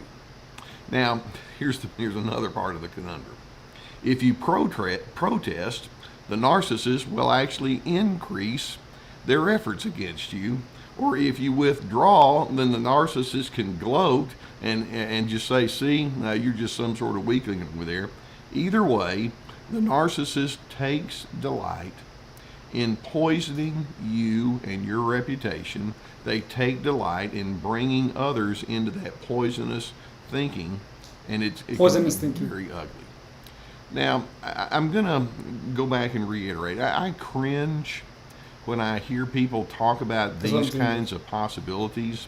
But one of the things we're going to say, and these are hard realities for you to come to terms with as you try to move forward, the lack of fairness that you are feeling is not just a feeling. It's a fact. These individuals are not fair. Justice can actually feel and be fleeting. In addition, there are times when your pain can feel unmanageable. Now, this is one where it can feel unmanageable, but it doesn't have to be a permanent kind of feeling. But the unmanageable feeling is especially strong when the collateral damage includes, like I mentioned a few minutes ago, some very key individuals in your life, and you can really ache. And sometimes you're going to need to allow yourself the permission to stay in that ache long enough to acknowledge the validity of it. And one of the things that's going to just make it seem that much more confounding is you'll keep going back to the thought, but it doesn't have to be this way. And yet it is, because the narcissist is a deranged individual. And I'm hoping as you break away from the narcissist, as that inevitability happens, it does remind you of certain truths to hold on to as you move forward. The first truth, and this will come as no shock to you, is there's only so much that you can control. And in fact, we'll take it even a little bit further, and we'll say that it's an illusion for you to think that you can control the narcissist. That's their game, and if you attempt to come back and counter control, they're just going to keep playing the game with you as long as you choose to participate. Another thought is you can have keen insights, but the narcissist doesn't care about your keen insights, and as a result, you're going to need to move on with your insights, knowing that you'll not ever get their acknowledgement or validation. They're not inclined to be that way. The narcissist is fully in the grip of their own distorted thinking, and that distorted thinking was generated on the inside of them by other troubled individuals, and now with them being troubled, they've continued to hold on to that distorted thinking. And the biggest distortion of all is when the narcissist comes towards you and says, hey, guess what? I'm not the one who has distorted thinking. You do. You're the problem. So we're going to acknowledge there's pain that can be built into this world anyway, that we live in a broken world, and then when you are breaking away from the narcissist, that pain can be exaggerated. Yeah. Like I say, I cringe. But I do believe that it is possible for you to decide, okay, what I'm going to need to do is individualize my efforts. And yes, there may be some collateral damage. I have so many people say, okay, Dr. C, I hear you, but what about the fact that it's my grandchildren involved and I may not have a relationship with them? Or what about it's the fact that this is somebody that I really love that's being poisoned against me? And we're going to say, you can still move on, individualize your efforts, and sometimes you'll need to let go of some of those what ifs. and then hold on to the notion that says, I regret, I'm sad that I was with that person who's so deranged, but they can't have charge of the entirety of my life. From this day forward, I'm going to stay committed to good character, which is something they don't know about. And if it means that I have to move forward and create new realities and new inside circles, I'm willing to do that. I'm going to allow myself to hurt, but my hurt is not going to be the ultimate defining feature. So I hope that, like I say, that you can individualize your efforts, knowing that the narcissist will not go along with you, and know that they'll try to bring other people along their path with them. But nonetheless, it is possible for you to have a combination of the pain and the cost, and yet at the same time you can have an optimism that says, I'm going to move forward in healthiness. I cannot allow that person to bring me down all the way. There's good in me, and I'm going to live into it. Now, I hope that videos such as this can give you some good awareness of what you're dealing with, and I hope some inspiration as you move forward. If you haven't already hit the subscribe button, please do, and I'll keep more videos coming towards you. My goal is to give you some education that allows you to get unstuck. Now, sometimes when you're dealing with something like this, it's helpful to have a therapist. And you know, I've been sponsored for years by the people at BetterHelp.com. It's an online therapy resource. Guys, the link is below. You can go.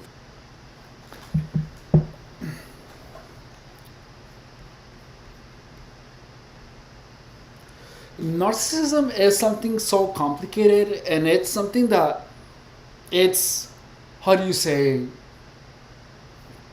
it's not something material, it's not something that we can touch. And that in itself makes it significantly harder to detect. Like, it's not something that you see, it's something that you notice, and that it doesn't really manifest itself immediately. However, with time, you keep building red flags and red flags until you know for sure. And that's the thing, is that you have to lessen the number of second opportunities that you give to people. Like, this stuff needs to be taught to everyone, like from the get-go, because otherwise if someone goes into the world without knowing how this type of psychological abuse is done, they are going to have some really tough path to come across. So I'm gonna have my dinner, guys. I will be back in a little bit. I will see you guys later, and thank you so much for stopping by.